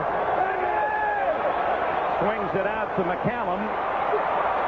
And the ensign puts a move on Jeff Rohr and gets out to the 29 before Jim Jeffcoat, trailing the play, can make the stop. McCallum kind of Jeffcoat furious, apparently feeling that Bruce Davis was hanging on to his frame on that last play. McCallum, a very interesting running style, a big, strong, stand-up kind of runner. A little bit reminiscent of the running style of Franco Harris, perhaps, but with more power. Harris, a cutback runner. McCallum, really a power runner, and unusual to see that upright style. Marcus Allen on the bench, and so it's McCallum again. Oh, cut down by Jeff Rohr. The Cowboys sent their linebacker, Rohr, and the ex-Yale star deposits McCallum for a loss. A little bit of extracurricular activity going on between Randy White and Don Mospar on that play. Jeff Rohr. There's James Davis. He had been back in the locker room in the first half, and they take him back again. 2 yards loss on the play. Sorry to say, Rohr's dad, who is a lifeguard, 51 years old, he's still a lifeguard out there in California. He's been proud of that move.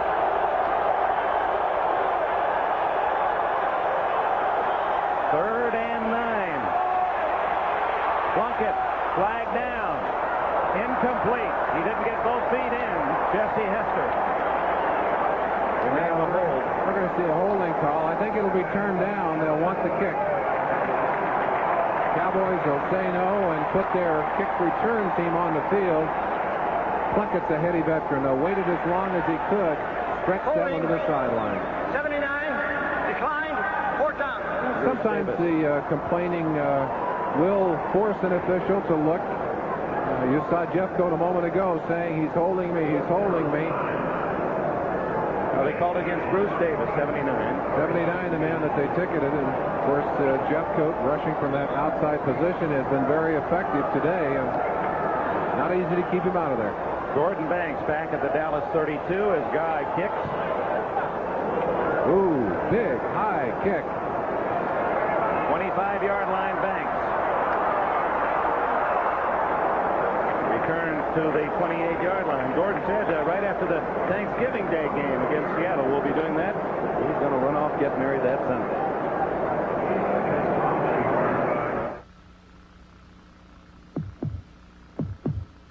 Listen to the heartbeat.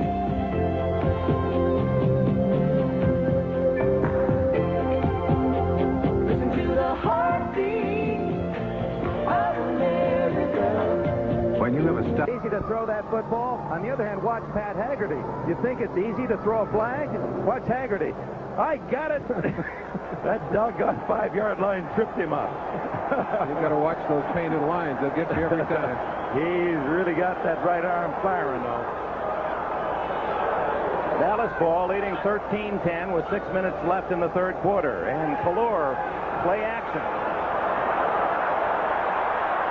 And slides in with a first down at the 40. And Pelor has been a force running the football.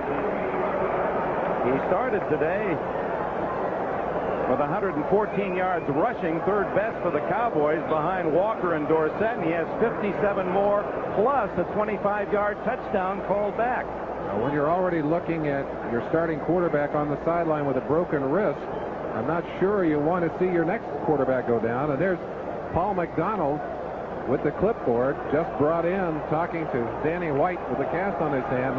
I asked McDonald about the system. He said it's the most complex I've ever seen. So he's got his homework cut out for him. Very bright guy. He is. Pelor hit down by 54, Reggie McKenzie. He'll get the sack. Piquel actually got the first hand on him, but McKenzie finished it off as Piquel came from his nose tackle position to force that play. You see that strap of tape on the nose. His helmet has come down a couple of times as he has butted into that line and split the bridge of his nose, and he wears that tape for protection. Ball back to the 36-yard line. Second down, clock running with 5:10 left in this third period. The Cowboys 13, the Raiders 10. So important for both teams with just 7 left after this afternoon.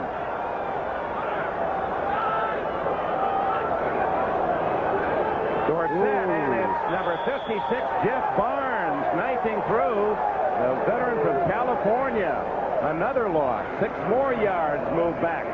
Barnes usually plays in the passing situations. He's platooned in there with Jerry Robinson. But watch how quickly he gets across, dives right across the block by Newsom and into the legs of Tony Dorsett, who couldn't believe that he was coming all the way outside. Excellent play by Jeff Barnes. That might put Dorsett back under 100. Third down. Almost 25 to go. Is it just me, or does this Dorsett not quite look as quick as he was in the first half, Dick? Yeah, they went out of that knee and maybe still bothering him. He's in the pass pattern. Pallor doesn't see him. Howie Long's got Pallor. Not in the grasp. Tony Hill. Ooh, a punishing tackle by Stacy Turan. Actually, no gain, maybe a yard loss on the play. If I were Tony Hill, I'd tell Pallor, I'd say, next time you got a pass like that, please throw it to somebody else. Ooh. Turan had about a 40-yard running start on that tackle. Tony Hill's still shaking his head. He's been popped a few times, and he'll take his punishment. He won't complain about it, but that's not the kind you like to catch, I'll tell you. Mike Saxon will deliver from around the 20. Fulton Walker back at the Raider 30. Ooh. And overran, returnable. It is returnable. But good coverage by the Cowboys as Walker is stopped at the 33-yard line, a 42-yard punt. Jeff Rohr led the charge. All the scores for you. The Jets now a team record, 9 straight wins for New York. New England rallied. They were down at Indianapolis most of the game. The Bears recover from their Monday night loss. New Orleans, well, the Rams, after leaving Chicago, went right to New Orleans. What'd you say? Bourbon Street got another victim. You know the feeling. Oh, boy, I'll tell you. The teams really have trouble playing down there because they simply can't keep their discipline. And Buffalo hands Marv Levy, their new head coach, a victory at home. Late score, San Diego, another field goal, leading now by 6. No change, Giants by 17 and San Francisco by 20. Vance Mueller, the rookie from Occidental, number 42, is the man out on the wing for the Raiders. They like to send him deep. Plunkett stops, throws to Christensen, and it's a first down out at the 46-yard line. The first catch of the day for the Raiders tight end. One of the things that makes Christensen such a fine receiver is he'll never quit. As long as that ball is in the hands of his quarterback, he's working to get open. You saw Plunkett as he jogged up. Here's Christensen. Watch him working to get open in the pattern. Pass was supposed to be thrown here. There's Plunkett. He sees he's in trouble. Keeps working down into the open area. Finally gets the football. 58th catch of the year for Christensen. First down across the 45. 2.5 minutes left in the third quarter. McCallum for 6 yards as he ducks into the Dallas 49. Randy White with another tackle assisted by Mike Hegman. Raiders have not been in Cowboy territory very many times today. Next week on NBC, we have a doubleheader for you. Those are the early games. Seattle and Cincinnati licking wounds after losses today, and then the late games, boy, they all have solid implications for the playoffs. So be with us for a double dipper on NBC next Sunday. Plunkett dumping it off and hit McCallum right in the helmet, it appears. Some confusion in the offensive line about how they were going to work their protection. They stopped after the play to say, I thought you had him. No, I thought you had him. That's not good news for a quarterback. Plunkett forced to just fire that ball, and McCallum, I think, sensing that he was going to get that football, started to turn around, but it was already on top of him. 3rd and 5. Big play here. Raiders need to get themselves some points. Marcus Allen, who has played a limited role today. Plunkett, after Mark Wilson was yanked. Wilson played the entire first half. Allen in the pattern. Plunkett in trouble. Randy White's got him.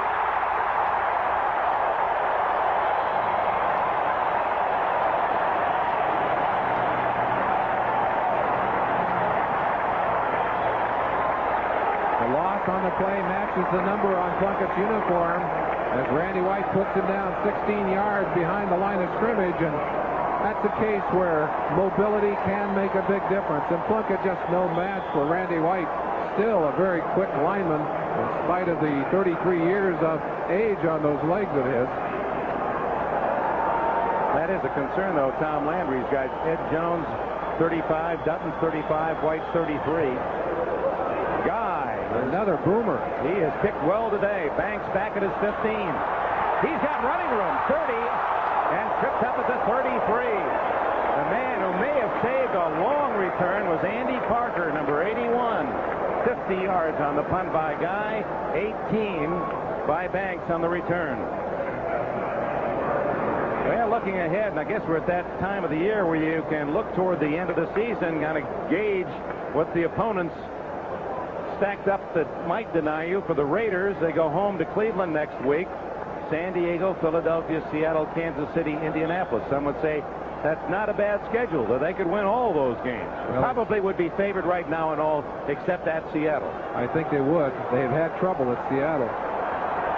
We'll check the Dallas has a much tougher road. First down, Cowboys. They lead 13-10. A minute 19 remaining in the third quarter. Pelor to Hill. Inbounds. It's a good catch at the 45, 47-yard line.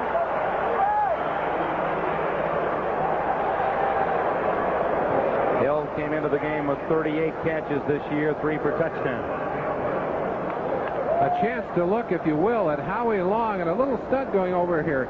You'll see Sean Jones come in this way. Howie's going to go around the outside. Pelor dropping back, feels the pressure, and just rolls out of there. Again, using his mobility to get away from the pass rush.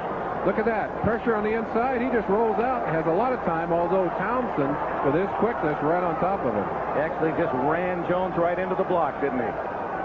First down at the 47. Pelor scrambling and just does get a yard out of the play. Paquel, 71. Let's look at the Cowboys, remaining 7 at San Diego, then a big one at Washington. They beat Washington here earlier. Thanksgiving Day will be here for that Seattle game. Then at Los Angeles, Philadelphia, Chicago. Cowboys really will have to have all the equipment ready, because that's a tough haul. Of course, they do all that with Danny White, their starting quarterback, on the sideline. And although Steve Pelor has played well in the games that he has played in, he's proved today that he still will make those mistakes that a young quarterback will make. 31 seconds left in this third quarter. Second down and 9. Deep for Sherrard. McElroy intercepts. Van McElroy can't get away from Sherrard, who does a good job in denying a long interception return. But another turnover, the 10th of the game. And the Raiders have stopped Dallas again. And the Cowboys, guilty. That's certainly uncharacteristic of both teams. McElroy had this pass all the way. Just timed it so that he jumped and took the ball away at its highest point, not giving the receiver a chance to get back at him, although that's a fine job, as you said, by Sherrard of quickly becoming a defensive player, grabbing McElroy, keeping him from getting up that sideline. 2 for McElroy today. Everson Walls has a pair for Dallas. 5 interceptions of Steve Pelor. Scott Pelor, his brother, of course, a linebacker, no longer in the NFL, cut by the Saints this year. So it remains 13-10, and it's the Raiders' turn. Marcus Allen. Ooh. John Dutton, the old man from Nebraska, helped out by Bill Bates, and Allen is hit for a loss of 1 or 2. Now, you mentioned the age of the players as being a problem in that defensive line. Not a problem individually, but the problem that they have, basically, is that they're all getting old at the same time. That's the end of the third quarter. We'll be right back after these messages from your local station. Monday. Out here, there's a beer brewed with a taste of the heartland. A wheat brewed beer. It's wheat that makes this a gutsier beer. Born wild, raised proud. Miller makes it, and they call it Dakota. Straight from the heartland. Dakota, the wheat brewed beer. You never know when you... What did they ever do in the NFL before telecommunications? Well, I tell you, Pelor talking to Paul Hackett upstairs, and I'm sure Hackett talking to him, what did you see? Why did you react that way? Why did you throw in that particular fashion? It's a quarterback-activated offense. The quarterback runs the show, makes the choices, much more so in an offense of this kind than in a running-oriented offense, and Hackett wants him to make the good choices. Second down, 11 for the Raiders as we open the fourth quarter. Offside, so Plunkett will go through the play, and he hits his man, Doki Williams. And Williams, who has a touchdown, spins out to the 40-yard line. It appeared that too tall had moved into the neutral zone.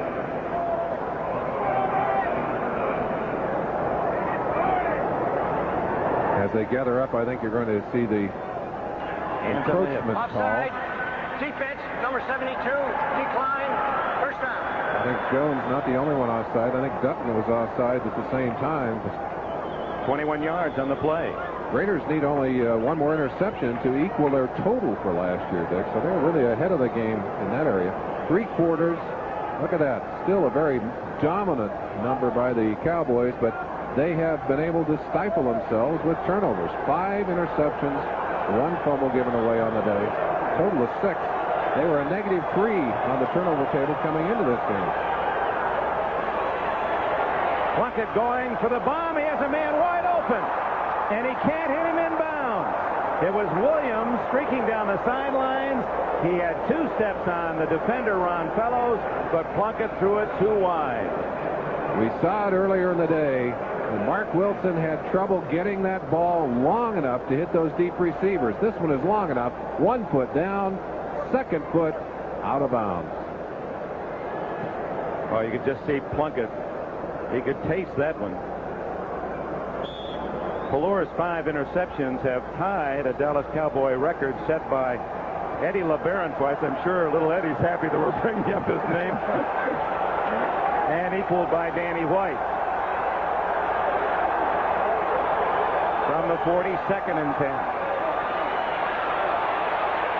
Plunkett dumps it off to Allen, who is stopped at the 44-yard line, a 5-yard pickup. It's that same kind of pass, and you see Marcus shaking his head that Tony Hill got a few moments ago. Don Meredith used to call those medicine balls. He said they throw you the ball and you go get some medicine. Marcus favoring that ankle that kept him out of the starting lineup 4 of the last 6 games, and counting today 5 of the last 7. So hard for a running back to get better when he plays because he takes so many shots. Crowd sensing the importance of this 3rd down. Plunkett going to run for it. And he has the first down at the 49. I believe he made it. Jim Plunkett still able to get those legs moving. Not graceful, not beautiful, but he got the first down. Todd Christensen trying to get away on the outside. Vince Alberton. A little bit of hook and roll there, but he's up looking for the pass still. Well, you can't call a penalty when your quarterback's running. Well, I believe Christensen doing some hooking of his own there as he reached around behind, and Alberton giving him a little help. 12:50 left in the game. Dallas leads 13-10. Up the middle goes Frank Hawkins, the fullback, to the 45. A gain of a long 4. Dutton and Rohr on the tackle.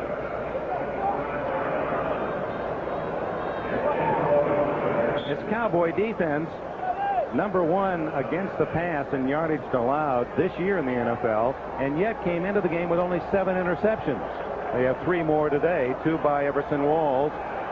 And we'll see if Plunkett tests that defense here on 2nd and 5. Plunkett's always had that downfield magic, Dick. Marcus Allen going deep. But Plunkett goes down. John Dutton. That's his 5th sack this year. 1 more than all of last season.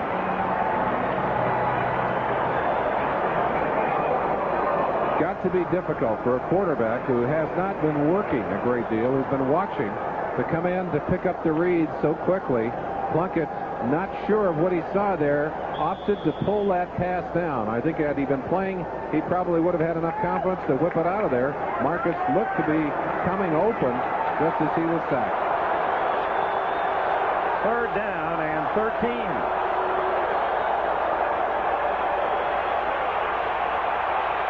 Plunkett caught by Christensen, a first down at the 35. There were 3 Cowboys there with a chance for the interception, but Todd Christensen, the ex-Cowboy, was able to get the bounce. Earlier in the game, a pass just like that off the hands of Christensen, intercepted by the Cowboys. Bill Bates volleyballs it into the air. And Todd Christensen said, "That's my ball." That's how you get 60 catches or more a year, and he's been more up around 80 a season. Let's watch Plunkett. Let's watch the look on his face as he senses that ball is a potential interception. And finally, oh yeah, that's the way it's meant to be. So on a kind carom, the Raider drive is still alive, trailing by 3. Little mix-up between Hawkins. Too much time. McCallum, I believe, as you saw Hawkins motion back to him, you've got to get up here, you've got to be on the outside. They may have anticipated a blitz, but in the process of moving, took too much time. Here's Hawkins, who's kind of a tutor to McCallum. He'll tell him, he's giving him the word right here. Move up, come on, come on. Then he finally said stay back, but by then it was too late. But there's the difference. Plunkett took the 5-yard penalty rather than spend the timeout. It'll be first down and 15 as you see the clock running. They don't stop the clock on penalty until the final 2 minutes.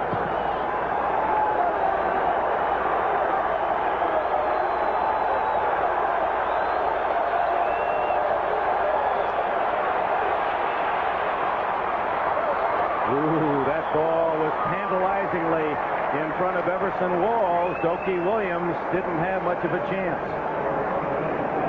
Walls, who had been without an interception all year, close to the hat trick, and they do come in bunches.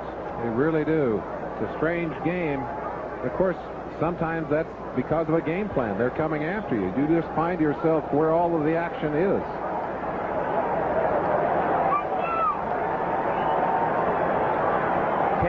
.24 left. 2nd and 15. Both wide receivers to the left. And now Hester in motion. Deep for Williams. Touchdown. What a catch by Williams as Plunkett laid it up for 4 men, and Williams wrestled it away, and the Raiders lead for the first time. You see a little bit of a smile from Jim Plunkett. That ball could just as easily have been intercepted as completed, but it was thrown in an area where Dokie Williams had a shot at it, and he was not going to let the defenders get it. He simply went up and took it away from them. And there's the difference between the Plunkett throw and the 2 by Wilson in the first half. They were far enough that Williams still was going with the momentum, whereas the passes in the first half were short, and the receiver had to stop, and they were incomplete or intercepted. Chris Barr tries to make it 17-13.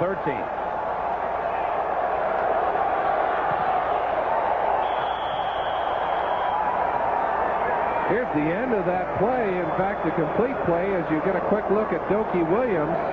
Now look at that ball as Dokie just springs into the air. Tremendous leap as he went up and took it away from the defense. This baby will blow the doors off anything on the road. I need a trainer. How about Eddie? He's just a kid. So was I. You've worked long and hard to get there. When the time comes, you hope you're ready. You make America work. This bus for you. Here's to you. Beechwood Age for that clean, crisp taste that says Budweiser. This bus for you. Today's game is brought to you by Budweiser. Beechwood Age for that clean, crisp taste. This Bud's for you. By Castrol, the motor oil engineered for today's smaller cars. And by BMW, the ultimate driving machine. To arrange a thorough test drive, phone your nearest BMW dealer. Dokie Williams was an All-American track performer for Jim Bush at UCLA, and he has shown you why it helps as a receiver to have 9.4 speed and 25.11 long jump ability. He's used that leaping talent to score twice.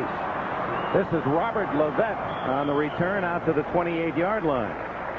Colton Walker with another tackle. Vance Mueller there as well.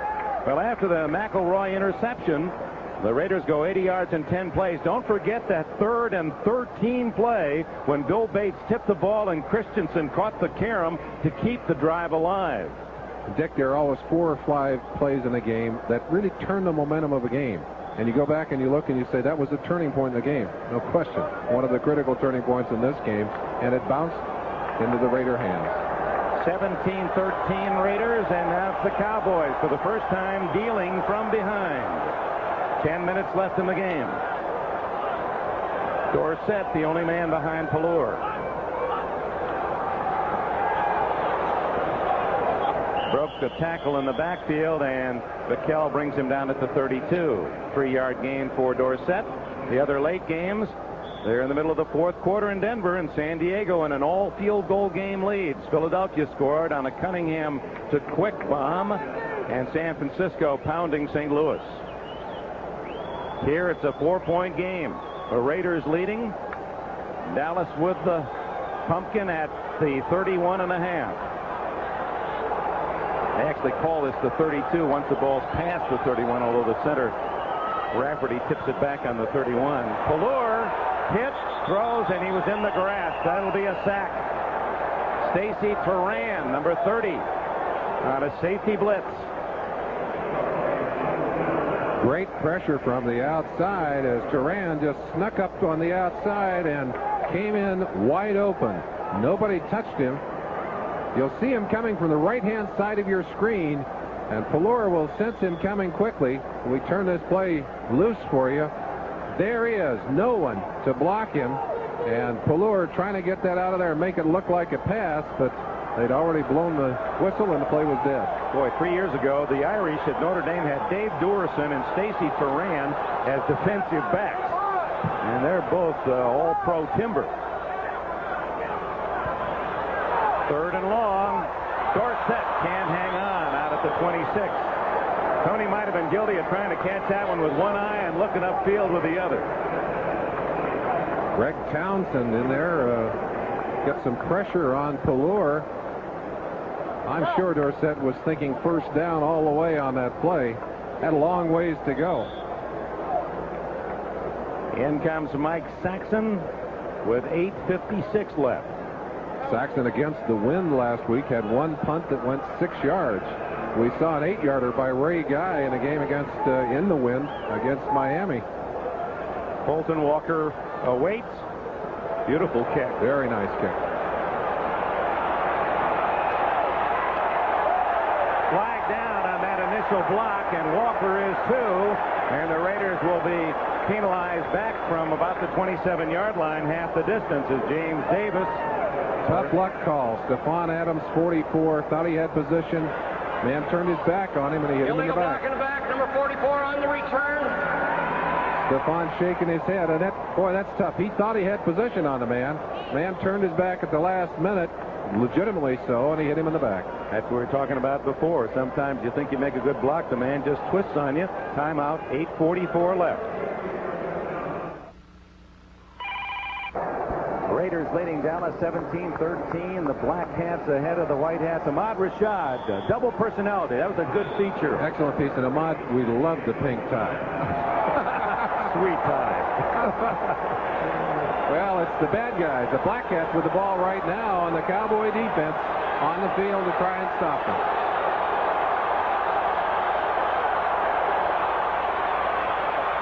Napoleon McCallum to the 23. 4 yards for McCallum. Dick, it's been a tough year for quarterbacks. Only 13 of the quarterbacks in the NFL have been able to start every game. And, of course, right now we have backup quarterbacks in for both of these teams. The one difference between the two backup quarterbacks is experience. Number of games started. The youngster, Steve Pelluer, and on the other side of the line, the veteran Jim Plunkett. Paul McDonald, he's actually behind Reggie Collier. Should Pelluer go down. McCallum, finding his own hole, gets out to the 29-yard line. Rohr again in on the tackle, along with Michael Downs. Talked about the safeties of the Raiders in on so many tackles. Michael Downs is the second tackler on the defense of Dallas. There's Collier, the sometimes brilliant but somewhat undisciplined quarterback, and that's been the problem, that he has so much talent that in his pass, they just let him do whatever he wanted to. He can run it and he can pass it. Dallas, you've got to fit the system. You really have to fit in, but he has been a valuable performer here for Tom Landry, who has used him a great deal as a wide receiver because of injuries to his wide receivers earlier in the year. In fact, Collier did not get many chances at all. As you see the measurement in the first down for the Raiders, Collier has said publicly, look, I really want to play quarterback. I'll help wherever I can, but I do want to be a quarterback. Well, when you figure Pallure and his running ability and Collier's, plus the Heisman boys, Walker and Dorsett, plus their number 1 pick or number 2 pick, Darryl Clack and Lovett. Oh, they have some speed in the backfield. 7:28 remaining in the fourth quarter. The Raiders with a 4-point lead. Reverse to Williams, and he's got room. Look out. Whoa. Skids down at midfield. They'll rule him down back at the 47-yard line. Eugene Lockhart. Dipsy-do for the Raiders as they bring Dokie Williams all the way around from the other side of the field. San Diego 1-8 beats Denver 8-1, 9-3 in Denver. There's the upset maybe of this year. Al Saunders, the new Charger coach, with a big scalp in Denver. Boy, and that puts the Kansas City Chiefs 1 game out of first place. McCallum to the 49 of Dallas. Lockhart with a stop. Tonight on NBC, Our House Tradition, 3 generations sharing their life and their love. Then on Easy Street, bullies green with envy when Ricardo becomes a recording star. No accident when Willie takes a joyride in his dad's car on Valerie. Then a baffling murder case, live television. Hey, a 2-hour feature movie, Harry Mason, the case of the shooting star. All after our action tonight. You'll see that in its entirety, despite the length of this game.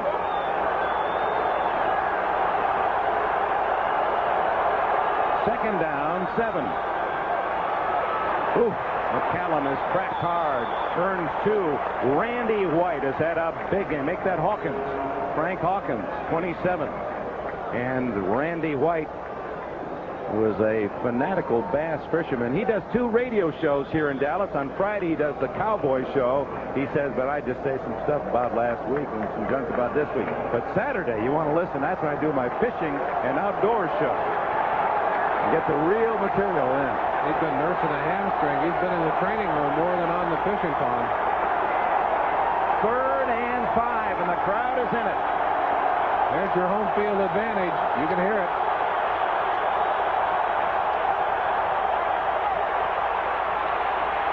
Wide open Christensen. First down at the 33, and a flag is down. A late flag.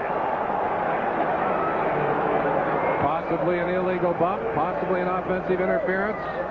Let's see what happened on the play as Pat Haggerty begins to sort it out. Sometimes it's against the tight end when it comes in from that official that late. It's against the Raiders. They're signaling it back. We have offensive foul, 46, and a defensive foul, 56. We're going to play the play. Both ticketed. Todd Christensen, they are saying, was doing some offensive interfering. And they're saying that Eugene Lockhart was doing some defensive interfering. There's the battle going on there between those two. Christensen finally getting away. He just had to extricate himself. Al Britton was all over him. Well, I think both of them guilty of illegal contact on that play. No play. The 2 penalties negate, and it's 3rd and 5 again. And back to the critical long yardage situation for Plunkett, and Pallure thinks that he's going to get another shot at it. He may well be right, unless the Raiders can convert on this 3rd and 6. Under 5 minutes left. 17-13 the score. Whoops. Movement on both sides of the line. Henry Lawrence moved back on the right tackle. And I think Don Smirek was well within the neutral zone, though, when the other movement took place. And I believe that one will go against the defense. It might be negating again. Well, Plunkett is indicating that's for us. Encroachment, defense. Don Smirek, number 60. Smirek, I believe, may have made contact. And, of course, if he does, it's an automatic penalty against the defense. Right there, and still within the neutral zone, even though Henry Lawrence moved, it was obviously because of the encroachment by the defensive player. This is going to be very close for a first down when they mark off the 5. I think it's probably going to be a little short if they're accurate with the marking of the yard marker, but it will probably be a measurement anyway. No, not going to measure it. It'll be 3rd and less than a yard. Plunkett gets the call from the sideline. Tom Flores calling the plays for the Raiders. We'll get some input from his staff.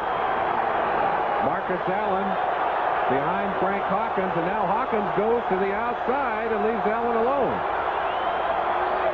Steve Strahan in motion, leading Allen. He doesn't make it. He's going to be awfully close, and if he does come up short, do you kick the ball away or do you go for it on 4th down? Tom Flores will have that weighty problem on his shoulders because it's 4th down, and actually Allen lost a half a yard. And in comes the punting team. What a big play. What Tom Flores is saying right here is, let's put this ball and let's put the responsibility with our defensive team. They have played the best football of the day. Let's see if they can control the Cowboy offense. Tom Landry will have plenty of time, as you can see, 4 minutes left. This is a critical punt for Guy. Has probably had his best day of the year as a punter, or certainly as good as any that he's had all year. Banks standing at the 10. Going for the sideline. Oh, just missed it. Within his grasp. So Steve Pallor brings on the Cowboy offense. They've used 1 timeout in the second half, have 2 remaining. First down at the 20. 3 minutes, 41 seconds remain. The Raiders lead by 4.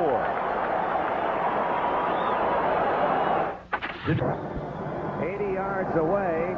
Dallas with the first down. 3:41 left, trailing by 4. The Raiders will use 3 linemen, 3 linebackers, 5 defensive backs to prevent defense.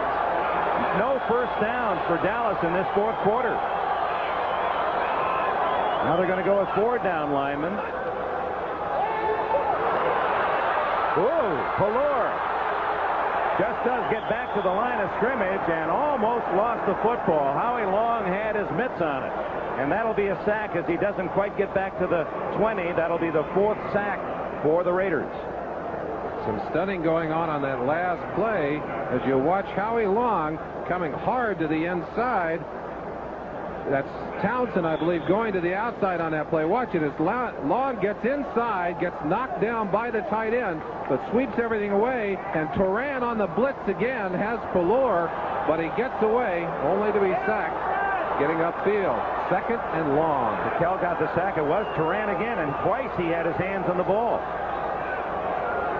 2nd and 11. Shotgun Pallor. Last week he had to forsake the shotgun because of the noise at Giant Stadium. He goes deep for Hill. Hill was using his right hand to ward off Haynes and had to go after the pass one-handed and couldn't pull the trick. Cowboys, who have been working the short zones all day, go for the long bomb here.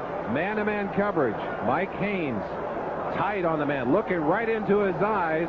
Turning here, you saw the little push, and the official not able to see that, got him in position, but he couldn't control the football. Pallor hoping all the way. The pass was there. Not quite. 3rd and 10.5, 11 yards to go out of the shotgun.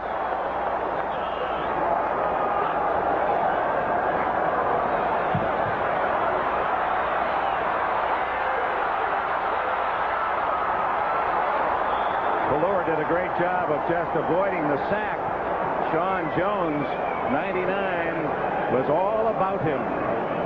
So 2:54 left. The Cowboys didn't use much time and wound up losing a yard in 3 plays. And for those of you that are joining us, here are the late games, all finals now. San Diego, the huge upset at Denver. The Giants just did hold off the Eagles after a 17-0 lead, and San Francisco moves to within a half of the Western lead. The Rams lost to New Orleans today. Landry's decision was similar to the one made by Flores. He wants his defense on the field as he elects to kick it away on 4th down. Yeah, you don't want to give them a chance to have an easy score from that 20. So Saxon gets a short kick. Fair catch. Walker at his own 43-yard line. 38-yard punt, no return. Now it's up to the Cowboy defense to deny the Raiders. They have 2 timeouts plus the 2-minute warning. Jim Plunkett getting last-minute instructions from Tom Flores. Plunkett, by the way, when he was the starting quarterback, that's going back a couple of years, called his own plays. When Mark Wilson came into the lineup, Mark was uncomfortable calling his own plays. They changed the system, began to call the plays for the quarterbacks, and then when Plunkett came back into the lineup, they kept calling the plays for the quarterback. Marcus Allen stopped at the 45-yard line, and time is called. The Cowboys will use one of their timeouts here rather than allowing the Raiders to almost chew up all the time to the 2-minute warning. Just a review for those of you who might be joining us late as you see Hall of Famer Ernie Stautner of the Cowboys. Raphael Septien has kicked 2 20-yard field goals. That meant the Cowboys were right on the doorstep inside the 5, had to settle for 3. The Cowboys have had 2 touchdowns called back by penalty. A 25-yard run by Pallure and a pass interception by Everson Walls, both denied, and they did not score after those penalties denied the touchdowns. The Raiders were trailing 10-3 at the half. Mark Wilson had another disastrous half. Tom Flores made the switch to veteran Jim Plunkett, and he has thrown 2 touchdown passes, both to Dokie Williams, 20 yards and 40 yards, to give the Raiders a 17-13 lead. And there are those, I'm sure, who will say that if Flores had made that choice last week and put Plunkett into the game, they might have been able to rescue that game against the Broncos. And with the Broncos losing today, oh, how different things could have been. We can tell you that Plunkett has responded well to his opportunities here in the second half and has made some excellent plays, and perhaps even more critically, has not made the mistakes. Tony Dorsett, who moved past O.J. Simpson in yards rushing, number 5 all time, well over 11,000 yards in his great career. He passed O.J. earlier in this game. As you saw Plunkett walk back, a story reminds me of the quality and character of the man Plunkett. In college at Stanford, where many young men at that age on the weekends would enjoy the social life, he'd go home and walk his blind mother around the neighborhood and talk to her about what was happening in the neighborhood and relating to her. His mother, Carmen, she's watching in her own way today as her son tries to pull off the comeback. Marcus Allen. And his most important run of the day. He stays inbounds and picks up the first down as well. 10 yards for Allen, and the clock now at 2:28. And the Raiders can let it run all the way to the 2-minute warning unless Dallas wants to spend its final timeout. Marcus will go to the sideline to talk to Tom Flores. Some of the Raiders thought there was a little extra hit on Marcus as he went to the ground. In fact, Rod Martin, defensive linebacker, headed onto the field. You know, there's frustration on the Cowboys sideline. Understandably so. And now the timeout. After some 15 seconds or more, had ticked away. Now Dallas's last timeout. Dokie Williams, who caught only 4 passes as a senior at UCLA. 8 passes, 4 were for touchdowns. And it is this total talent. It's his leaping ability. First, isolated on Walls, times it, leaps, and has the 20-yard score. And then that was against 1 man. This is against 4. Tremendous. Look how high off the ground Dokie went to get that football, and then catching it with arms, grabbing at his and grabbing at that ball. Certainly the 2 biggest catches of the year for Dokie, or 2 of the biggest. We haven't followed him all the way through this season. but he has certainly matured as a receiver. He went from being one of the youngest on this Raider team to being one of the oldest, now in his 5th year, and he is the veteran receiver on this squad. That's a good point you made. You know, the Raiders, you just think of them as being kind of the veteran, grizzled, sage players, but this is a very young team. The 4 wide receivers for the Raiders average only 24.3 years. The 6 defensive linemen are only 24.3 average, and the 5 running backs average 24.6. So it's a Raider team, very young. All right, the AFC West. The Raiders are 5-4, looking not to go 5-5. Kansas City moves within 1 of Denver. Denver still with the best record and best in the division. Seattle suddenly down to 5-5. McCallum to the 40. And the clock will now run to the 2-minute timeout. Let's look at the Cowboys situation. Should they lose, they would drop 2 full games behind the Giants and Washington, both winners today. Dallas has an excellent in-division record of 5-1 and have 2 left at Washington, home against Philadelphia.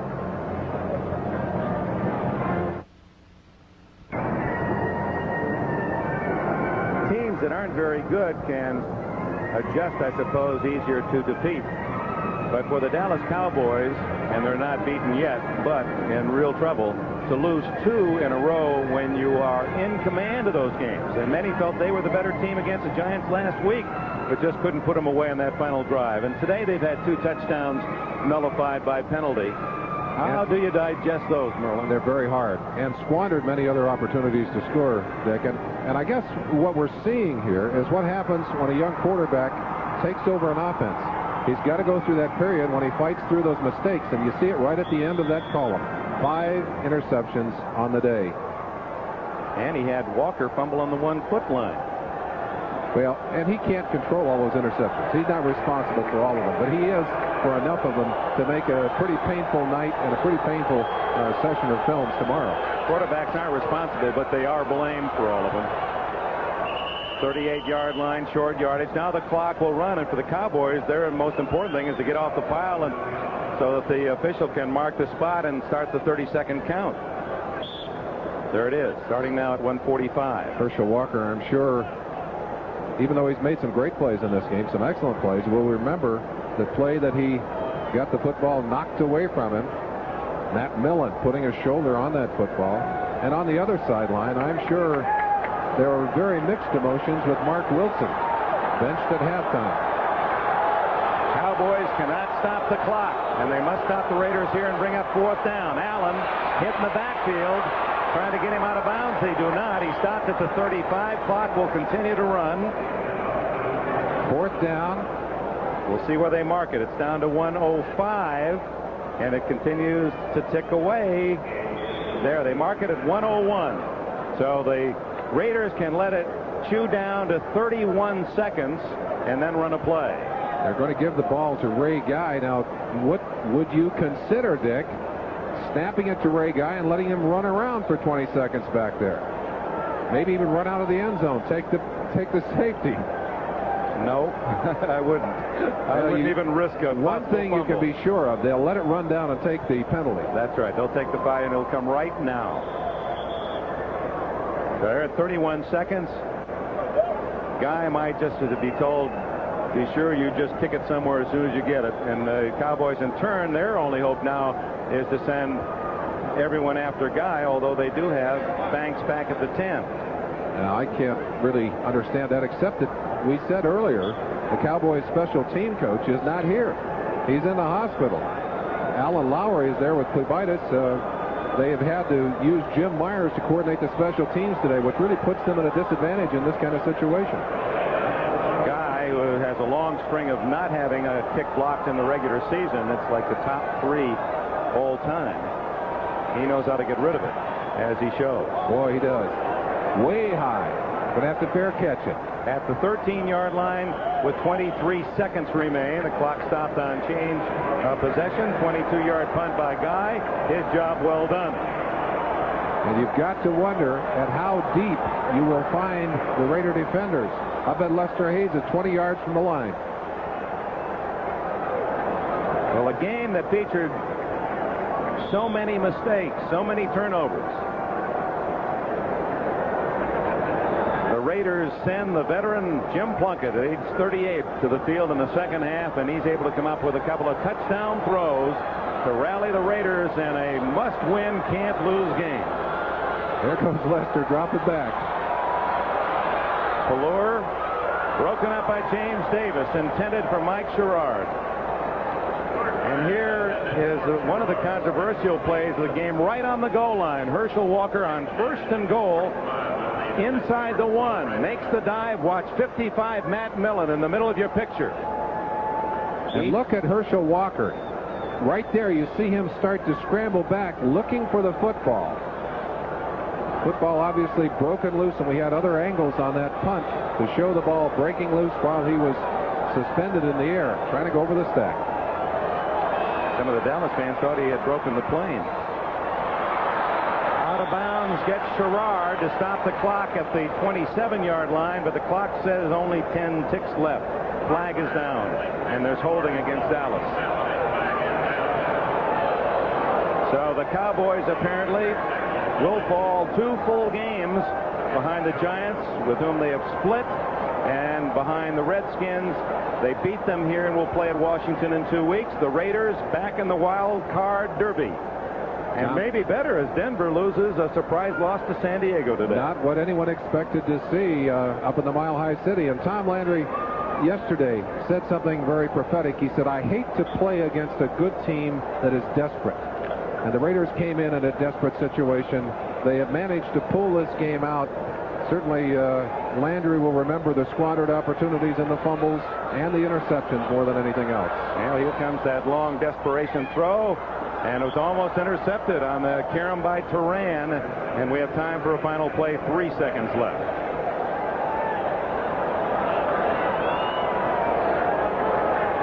We'll have all the scores for you after we return from this game, as well as today's most valuable player, Budweiser's MVP. Thanks to Doug Adams, Jarrett Bell, Jerry Cohen, Mitch Lewis, Tim Haydinger in the booth today, and Ted Nathanson, Larry Cirillo down the truck, and all our team from Irving, Texas. Well, a lot of plays that were difficult to follow, and the camera crew, they had to be alert the way the ball bounced around, interceptions and fumbles.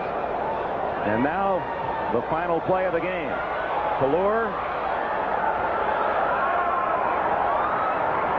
Incomplete. And the Los Angeles Raiders have won a crucial game, 17-13, led by the veteran Jim Plunkett. Tom Landry waves goodbye to Flores. Hopefully for Cowboy fans, isn't waving goodbye to the NFC East. The 1986 Indianapolis 500 champion, Bobby Rahal, winner of the fastest Indy in history.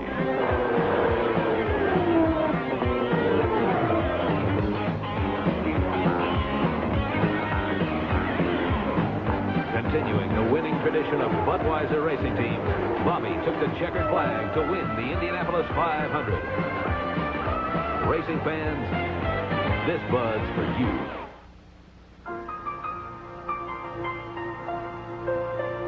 How much longer till we get there? Yards and 2 touchdowns. Budweiser will make a contribution to the United Way on behalf of the leaping Dokey Williams. There is the winning score as the Raiders beat Dallas 17-13. A rundown of all the scores on this, the 11th week of the NFL season. The Raiders deny a 5-5 look. They go home 6-4, winning 6 of their last 7. Check that, the 10th week of the season. The Jets have won 9 in a row. New England rallies at Indianapolis. The Bears, after a loss on Monday night, win at Tampa Bay. New Orleans on 2 field goals knocks off the first place Rams. Seattle loses its second. Kansas City is 7-3. And Houston, an upset over Cincinnati. The Redskins in a tie for first as they win at Green